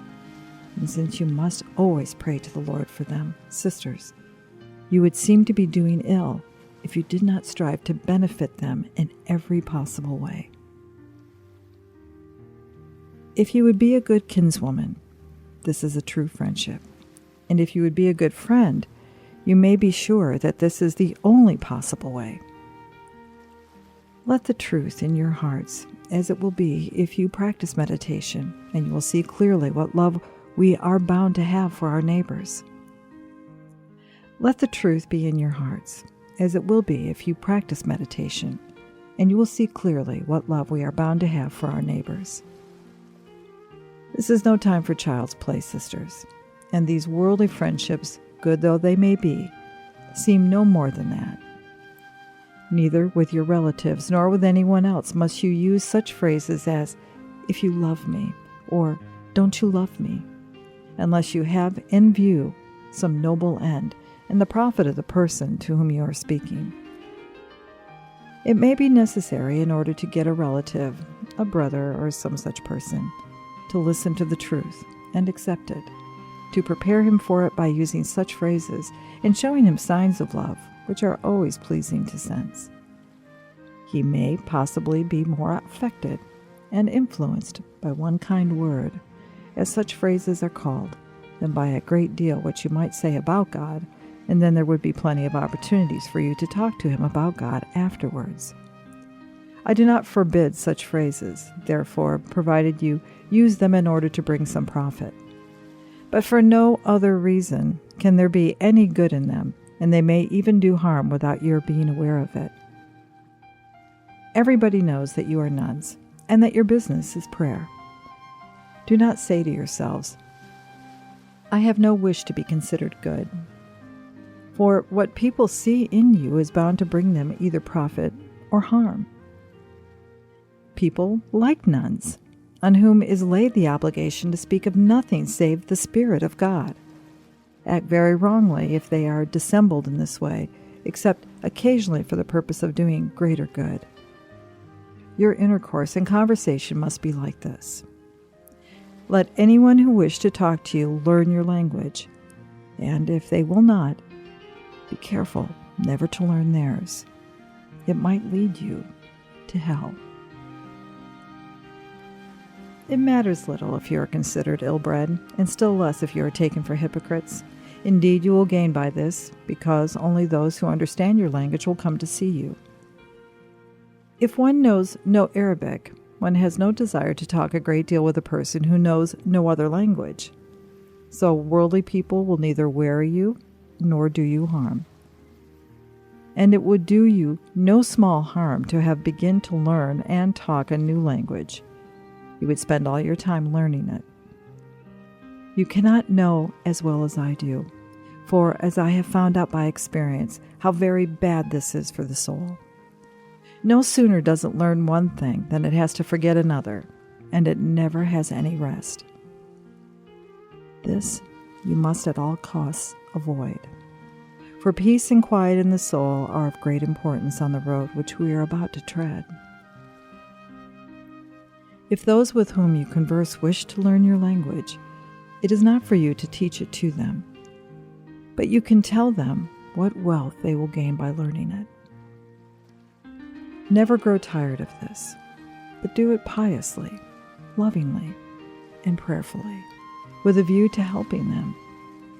They will then realize what a great gain it brings, and will go and seek a master to teach it them. Our Lord would be doing you no light favor if through your agency He were to arouse some soul to obtain this blessing. When once one begins to describe this road, what a large number of things there are to be said about it, even by those who have trodden it as unsuccessfully as I have. I only wish I could write with both hands, so as not to forget one thing while I'm saying another. May it please the Lord, sisters, that you may be enabled to speak of it better than I have done.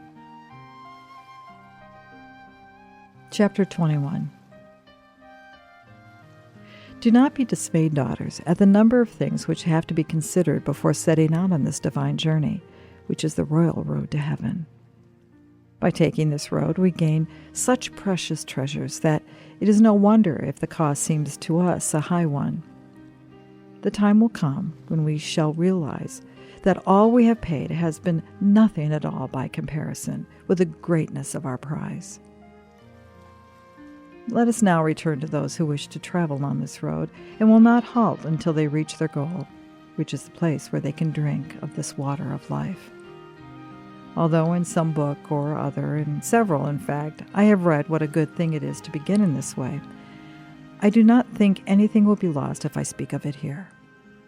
As I say, it is most important, all important indeed, that they should bring well by making an earnest and most determined resolve not to halt until they reach their goal, whatever may come, whatever may happen to them, however hard they may have to labor, whoever may complain of them, whether they reach their goal or die on the road, or have no heart to confront the trials which they meet, whether the very world dissolves before them. Yet, again and again, people will say to us, "It is dangerous. So-and-so was lost through doing this. Someone else got into wrong ways. Some other person who was always praying fell just the same. It is bad for virtue. It is not meant for women. It may lead them into delusions. They would do better to stick to their spinning. These subtleties are of no use to them. It is quite enough for them to say the Pater Noster and Ave Maria." With this last remark, sisters, I quite agree. Of course, it is enough. It is always a great thing to base your prayer on prayers which are uttered by the very lips of the Lord. People are quite right to say this. And were it not for our great weakness and the lukewarmness of our devotion, there would be no need for any other systems of prayer or for any other books at all. I am speaking to souls who are unable to recollect themselves by meditating upon other mysteries, and who think they need special methods of prayer. Some people have such ingenious minds that nothing is good enough for them.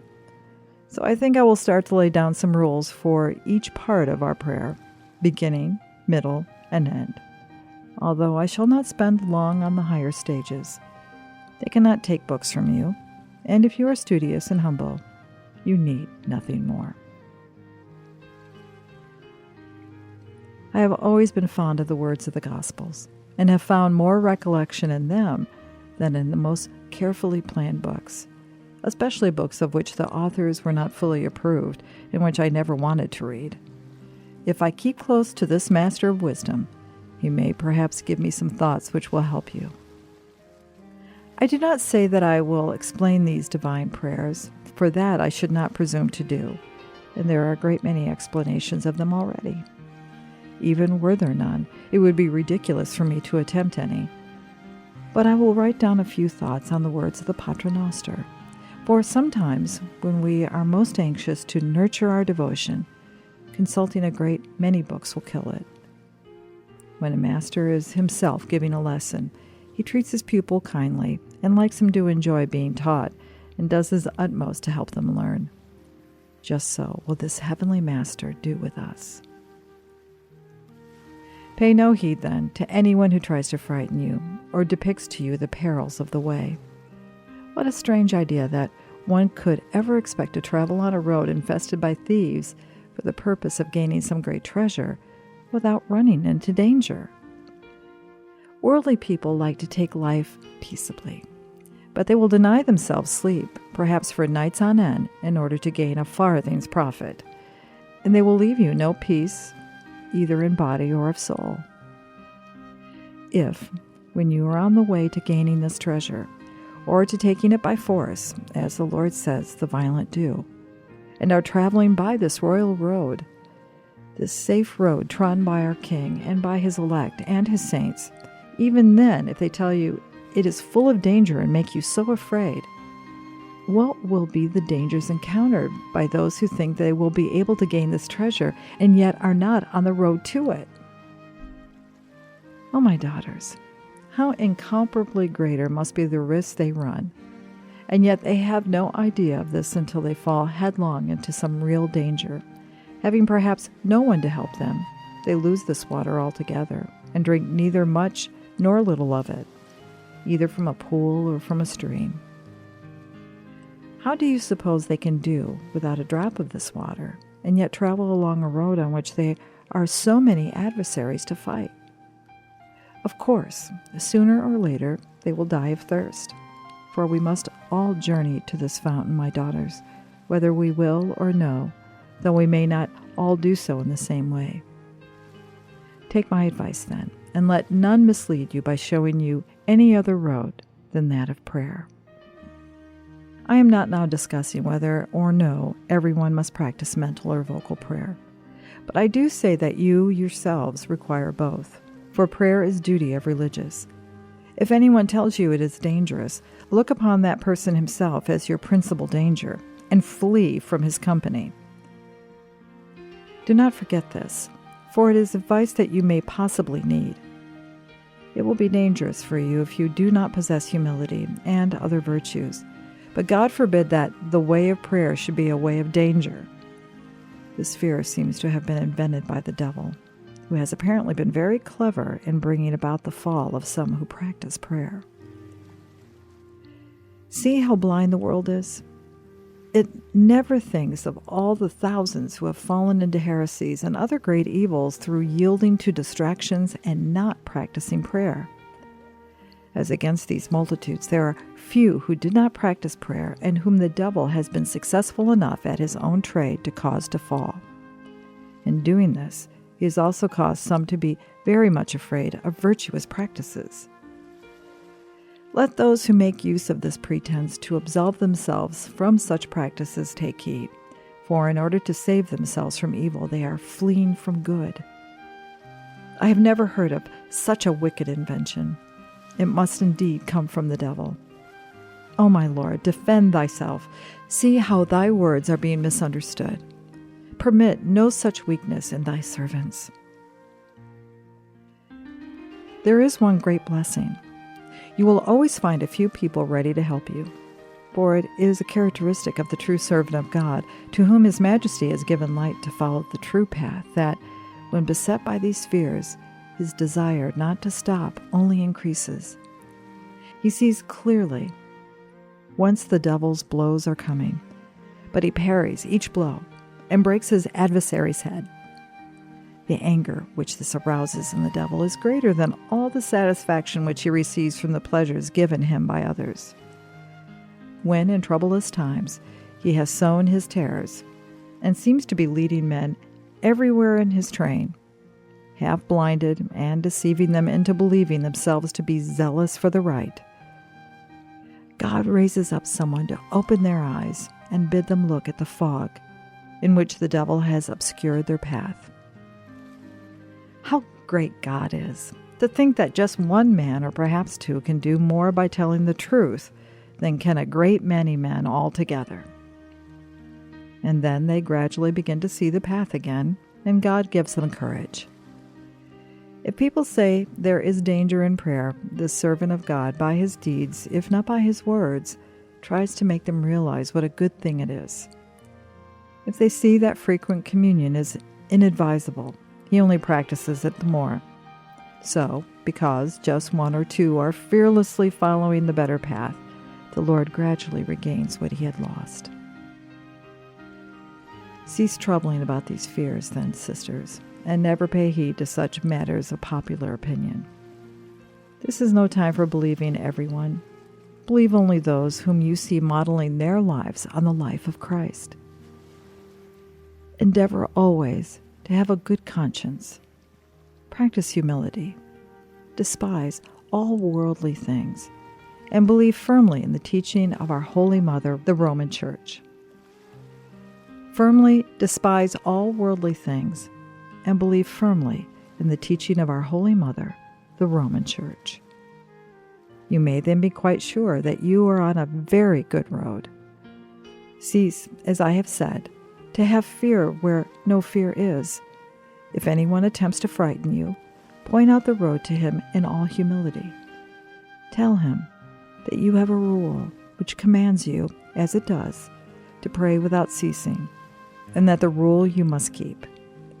If they tell you that you should practice only vocal prayer, ask whether your mind and heart ought not to be in what you say. They answer yes, and they cannot do otherwise. You see that they are admitting that you are bound to practice mental prayer, and even contemplation, if God should grant it to you. Blessed be He forever. Chapter 22. You must know, daughters, that whether or no you are practicing mental prayer has nothing to do with keeping the lips closed. If, while I'm speaking with God, I have a clear realization and full consciousness that I am doing so, and if this is more real to me than the words I'm uttering, then I am combining mental and vocal prayer. When people tell you that you are speaking with God by reciting the Pater Noster and thinking of worldly things, well, words fail me. When you speak as it is right for you to do with so great a Lord, it is well that you should think of who it is that you are addressing and what you yourself are, if only that you may speak to him with proper respect. How can you address a king with the deference due to him? Or how can you know what ceremonies have to be used when speaking to a grande unless you are clearly conscious of the nature of his position and of yours? It is because of this, and because it is the custom to do so, that you must behave respectfully to him, and must learn what the custom is, and not be careless about such things, or you will be dismissed as a simpleton and obtain none of the things you desire. And furthermore, unless you are quite conversant with it, you must get all necessary information and have what you are going to say written down for you. It once happened to me, when I was not accustomed to addressing aristocrats, that I had to go on a matter of urgent business to see a lady who had to be addressed as Your Ladyship. I was shown that word in writing, but I am stupid, and I had never used such a term before. So when I arrived, I got it wrong. So I decided to tell her about it, and she laughed heartily and told me to be good enough to use the ordinary form of polite address, which I did. How is it, my lord, how is it, my emperor, that thou canst suffer this, prince of all creation? For thou, my king, art a king without end, and thine is no borrowed kingdom, but thine own, and it will never pass away. When the creed says, whose kingdom shall have no end, the phrase nearly makes me feel particularly happy. I praise thee, Lord, bless thee, and all things praise thee forever, for thy kingdom will endure forever. Do thou never allow it to be thought right, Lord, for those who praise thee and come to speak with thee to do so with their lips alone. What do you mean, Christians, when you say that mental prayer is unnecessary? Do you understand what you are saying? I really do not think you can. And so you want us all to go wrong. You cannot know what mental prayer is, or how vocal prayer should be said, or what is meant by contemplation. For if you knew this, you would not condemn on the one hand what you praise on the other. Whenever I remember to do so, I shall always speak of mental and vocal prayer together, daughters, so that you may not be alarmed. I know what such fears lead to, for I have suffered a certain number of trials in this respect, and so I should be sorry if anyone were to unsettle you, for it is very bad for you to have misgivings while you are walking on this path.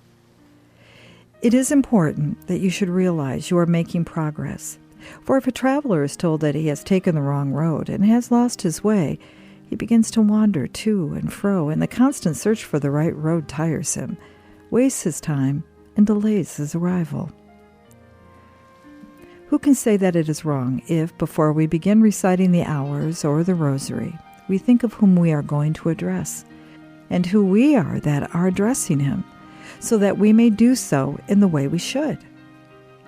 I assure you, sisters, that if you gave all due attention to a consideration of these 2 points before beginning the vocal prayers which you are about to say, you would be engaging in mental prayer for a very long time. For we cannot approach a prince and address him in the same careless way that we should adopt in speaking to a peasant or to some poor woman like ourselves, whom we may address however we like. The reason we sometimes do so is to be found in the humility of this king, who, unskilled though I am in speaking with him, does not refuse to hear me, or forbid me to approach him, or command his guards to throw me out. For the angels in his presence know well that their king is such that he prefers the unskilled language of a humble peasant boy, knowing that he would say more if he had more to say, to speech of the wisest and most learned men, however elegant may be their arguments, if these are not accompanied by humility. But we must not be unmannerly because he is good, if only to show our gratitude to him for enduring our foul odor and allowing such a one as myself to come near him. It is well that we should try to realize his purity and his nature. It is true that we recognize this at once when we approach him, just as we do when we visit the lords of the earth. Once we are told about their fathers' names and their incomes and dignities, there is no more for us to know about them. For on earth one makes account of persons and honors them, not because of their merits, but because of their possessions. O miserable world! Give hearty praise to God, daughters, that you have left so wretched a place, where people are honored not for their own selves, but for what they get from their tenants and vassals. If these fail them, they have no honor left. It is a curious thing, and when you go out to recreation together, you should laugh about it, for it is a good way of spending your time to reflect how blindly people in the world spend theirs. O thou our emperor, supreme power, supreme goodness, wisdom itself without beginning, without end, and without measure in thy works. Infinite are these, and incomprehensible, a fathomless ocean of wonders. O beauty, containing within thyself all beauties. O very strength! God help me! Would that I could command all the eloquence of mortals and all wisdom, so as to understand as far as possible here below that to know nothing is everything, and thus to describe some of the many things on which we may meditate in order to learn something of the nature of our Lord and good.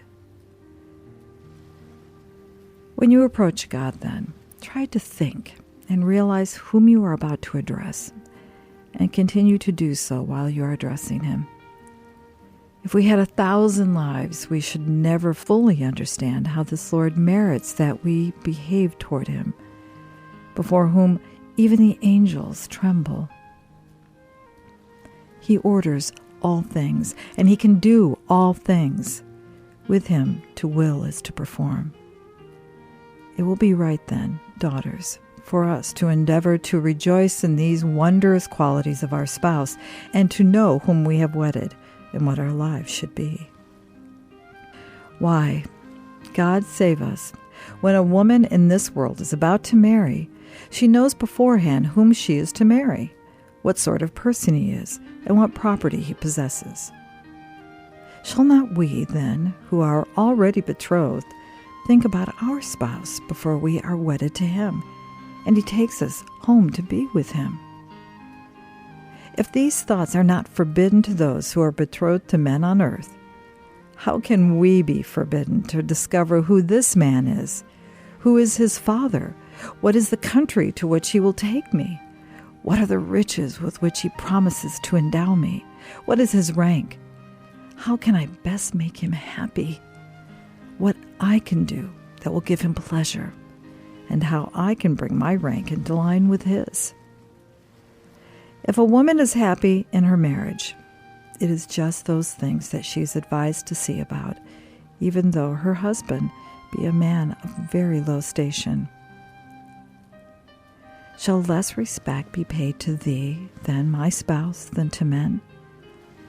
If they think it unfitting to do thee honor, let them at least have thee thy brides, who are to spend their lives with thee.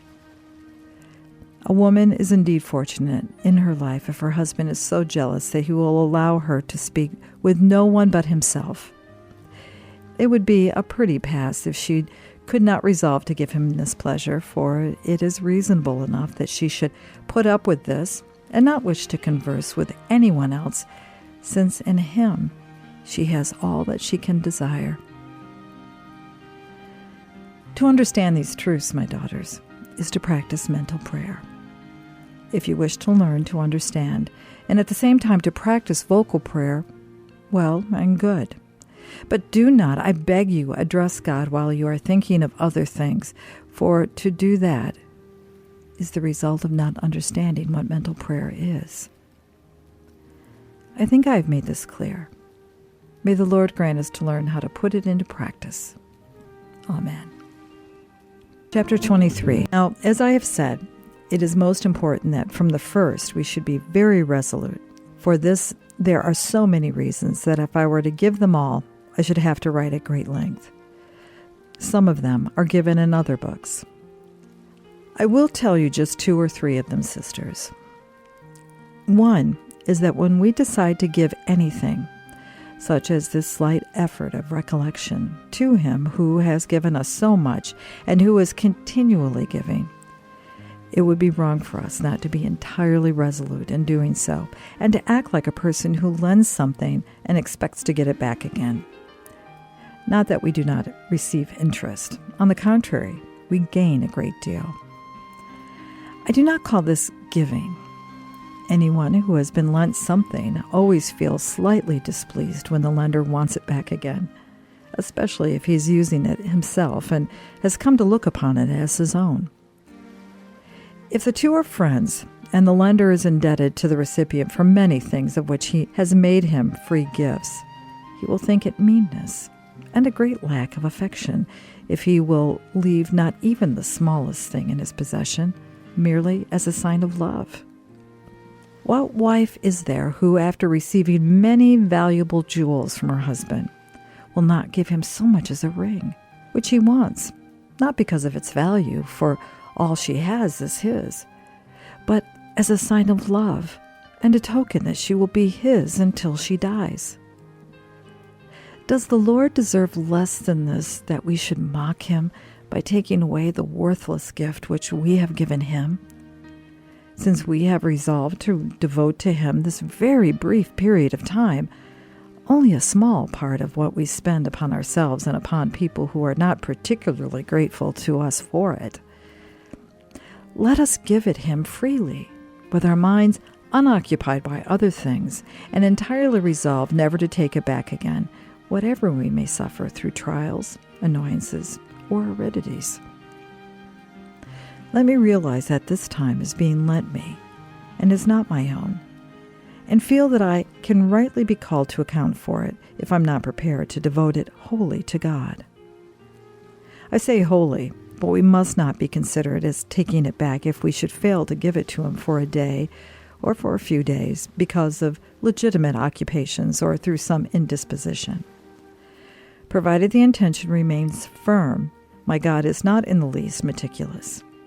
He does not look at trivial details, and if you are trying to please him in any way, he will assuredly accept that as your gift. The other way is suitable for ungenerous souls, so mean that they are not large-hearted enough to give, but find it as much as they can do to lend. Still, let them make some effort, for this Lord of ours will reckon everything we do to our credit and accept everything we want to give him. In drawing up our reckoning, he is not in the least exacting, but generous. However large the amount we may owe him, it is still a small thing for him to forgive us. And as to paying us, he is so careful about this that you need have no fear he will leave us without our reward if only we raise our eyes to heaven and remember Him. A second reason why we should be resolute is that this will give the devil less opportunity to tempt us. He is very much afraid of resolute souls, knowing by experience they inflict great injury upon him. And when he plans to do them harm, he only profits them and others, and is himself the loser. We must not become unwatchful or count upon this, for we have to do with treacherous folk who are great cowards and dare not attack the wary, but if they see we are careless, will work us great harm. And if they know anyone to be changeable and not resolute in doing what is good and firmly determined to persevere, they will not leave him alone either by night or by day, and will suggest to him endless misgivings and difficulties. This I know very well by experience, and so have been able to tell you about it.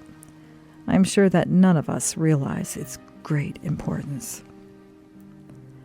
Another reason, very much to the point, is that a resolute person fights more courageously. He knows that, come what may, he must not retreat. He is like a soldier in battle who is aware that if he is vanquished, his life will not be spared, and that if he escapes death in battle, he must die afterwards. It has been proved, I think, that such a man will fight more resolutely and will try, as they say, to sell his life dearly, fearing the enemy's blows the less because he understands the importance of victory and knows that his very life depends upon his gaining it.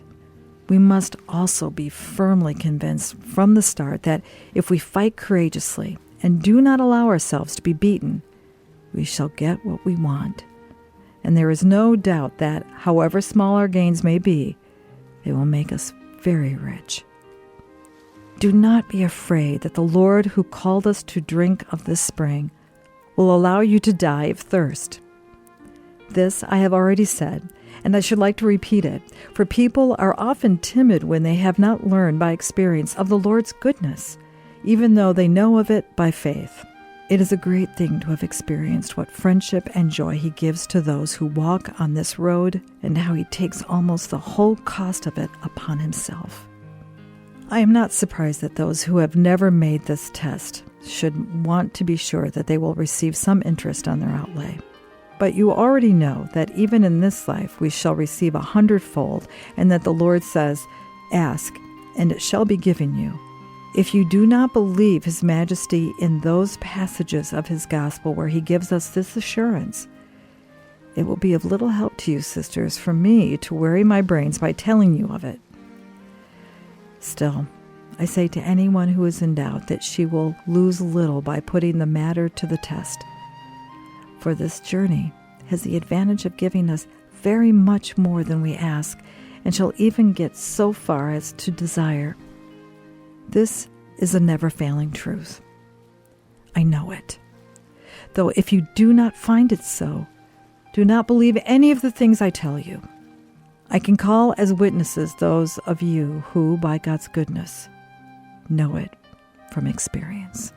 Chapter 24. Let us now return to speak of those souls I have mentioned who cannot practice recollection or tie down their brains to mental prayer or make a meditation. We must not talk to them of either of those two things. They will not hear of them. As a matter of fact, there are a great many people who seem terrified at the very name of contemplation or mental prayer. In case any such person should come to this house, for as I have said, not all are led by the same path, I want to advise you, or I might even say to teach you, for as your mother, and by the office of priors which I hold, I have the right to do so, how you must practice vocal prayer, for it is right that you should understand what you are saying. Anyone unable to think of God may find herself wearied by long prayers, and so I will not begin to discuss these, but will speak simply of prayers such as Christians we must perforce recite, namely the Pater Noster and the Ave Maria, and then no one will be able to say of us that we are repeating words without understanding what we are saying. We may, of course, consider it enough to say our prayers as a mere habit, repeating the words and thinking that this will suffice. Whether it suffices or no, I will not now discuss. learned men must decide. They will instruct people to whom God gives light to consult them, and I will not discuss the position of those who have not made a profession like our own. But what I should like, daughters, is for us not to be satisfied with that alone. When I say the creed, it seems to me right, and indeed obligatory, that I should understand and know what it is that I believe. And when I repeat the Our Father, my love should make me want to understand who this Father of ours is, and who the Master is that taught us this prayer. If you assert you know who He is already, and so there is no need for you to think about Him, you are not right. There is a great deal of difference between one master and another, and it would be very wrong of us not to think about those who teach us, even on earth. If they are holy men and spiritual masters and we are good pupils, it is impossible for us not to have a great love for them, and indeed to hold them in honor and often to talk about them. And when it comes to the Master who taught us this prayer, and who loves us so much and is so anxious for us to profit by it, may God forbid that we should fail to think of Him often when we repeat it, although our own weakness may prevent us from doing so every time. Now, in the first place, you know that His Majesty teaches that this prayer must be made when we are alone, just as He was often alone when He prayed, not because this was necessary for Him, but for our edification. It has already been said that it is impossible to speak to God and to the world at the same time. Yet this is just what we are trying to do when we are saying our prayers, and at the same time listening to the conversation of others or letting our thoughts wander on any matter that occurs to us, without making an effort to control them. There are occasions when one cannot help doing this. Times of ill health, especially in persons who suffer from melancholia, or times when our heads are tired, and however hard we try, we cannot concentrate, or times when, for their own good, God allows His servants for days on end to go through great storms. And although they are distressed and strive to calm themselves, they are unable to do so and incapable of attending to what they are saying, however hard they try, nor can they fix their understanding on anything. They seem to be in a frenzy, so distraught are they. The very suffering of anyone in this state will show her that she is not to blame, and she must not worry, for that only makes matters worse. Nor must she weary herself by trying to put sense into something, namely her mind, which for the moment is without any. She should pray at best she can. Indeed, she need not pray at all, but may try to rest her spirit as though she were ill, and busy herself with some other virtuous action. These directions are meant for persons who keep careful guard over themselves and know that they must not speak to God and to the world at the same time. What we can do ourselves is to try to be alone, and grant God that this may suffice, as I say, to make us realize in whose presence we are and how the Lord answers our petitions. Do you suppose that, because we cannot hear Him, He is silent? He speaks clearly to the heart when we beg Him from our hearts to do so. It would be a good idea for us to imagine that He taught this prayer to each one of us individually, and that He is continually expounding it to us. The Master is never so far away that the disciples needs to raise His voice in order to be heard. He is always right at His side. I want you to understand that. If you are to recite the Paternoster well, one thing is needful. You must not leave the side of the Master who has taught it to you. You will say at once that this is meditation, and that you are not capable of it, and do not even wish to practice it, but are content with vocal prayer.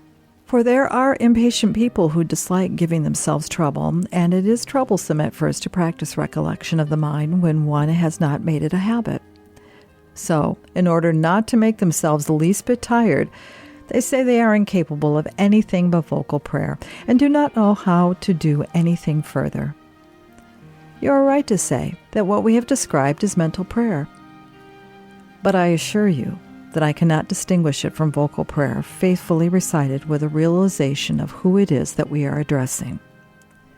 Further, if we are under the obligation of trying to pray attentively, may God grant that by using these means that we may learn to say the Pater Noster well and not find ourselves thinking of something irrelevant. I have sometimes experienced this myself, and the best remedy I have found for it is to try to fix my mind on the person by whom the words were first spoken. Have patience, then, and try to make this necessary practice into a habit. For necessary it is, in my opinion, for those who would be nuns, and indeed for all who would pray like good Christians. Chapter 25. In case you should think that there is little gain to be derived from practicing vocal prayer perfectly, I must tell you that while you are repeating the Pater Noster or some other vocal prayer, it is quite possible for the Lord to grant you perfect contemplation.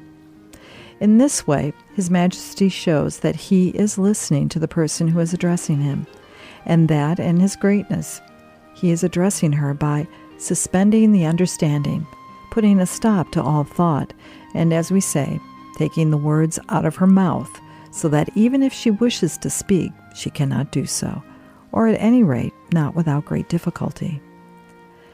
Such a person understands that, without any sound of words, she is being taught by this divine master, who is suspending her faculties, which, if they were to work, would be causing her harm rather than profit. The faculties rejoice without knowing how they rejoice. The soul is enkindled in love without understanding how it loves. It knows that it is rejoicing in the object of its love, yet it does not know how it is rejoicing in it. It is well aware that this is not a joy which can be attained by the understanding. The will embraces it, without understanding how. But insofar as it can understand anything, it perceives that this is a blessing, which could not be gained by the merits of all the trials suffered on earth put together. It is a gift of the Lord of heaven and earth, who gives it like the God He is. This, daughters, is perfect contemplation. You will now understand how different it is from mental prayer, which I have already described and which consists of thinking of what we are saying, understanding it, and realizing whom we are addressing, and who we are that are daring to address so great a Lord. To think of this and other similar things, such as how little we have served Him and how great is our obligation to serve Him, is mental prayer. Do not think of it as one more thing than an outlandish name, and do not let the name frighten you. To recite the Pater Noster and the Ave Maria or any other petition you like is vocal prayer. But think how harsh your music will be without what must come first. Sometimes even the words will get into the wrong order. In these two kinds of prayer, with God's help, we may accomplish something ourselves. In the contemplation which I just described, we can do nothing. It is His Majesty who does everything. The work is His alone, and far transcends human nature. I describe this as well as I was able in the relation which I made of it, as I have said, so that my confessors should see it when they read the account of my life which they have ordered me to write. As I have explained all this about contemplation at such length, therefore, I shall not repeat myself here, and I'm doing no more than touch upon it. If those of you who have experienced the happiness of being called by the Lord to this state of contemplation can get this book, you will find in it points and counsels which the Lord was pleased to enable me to set down.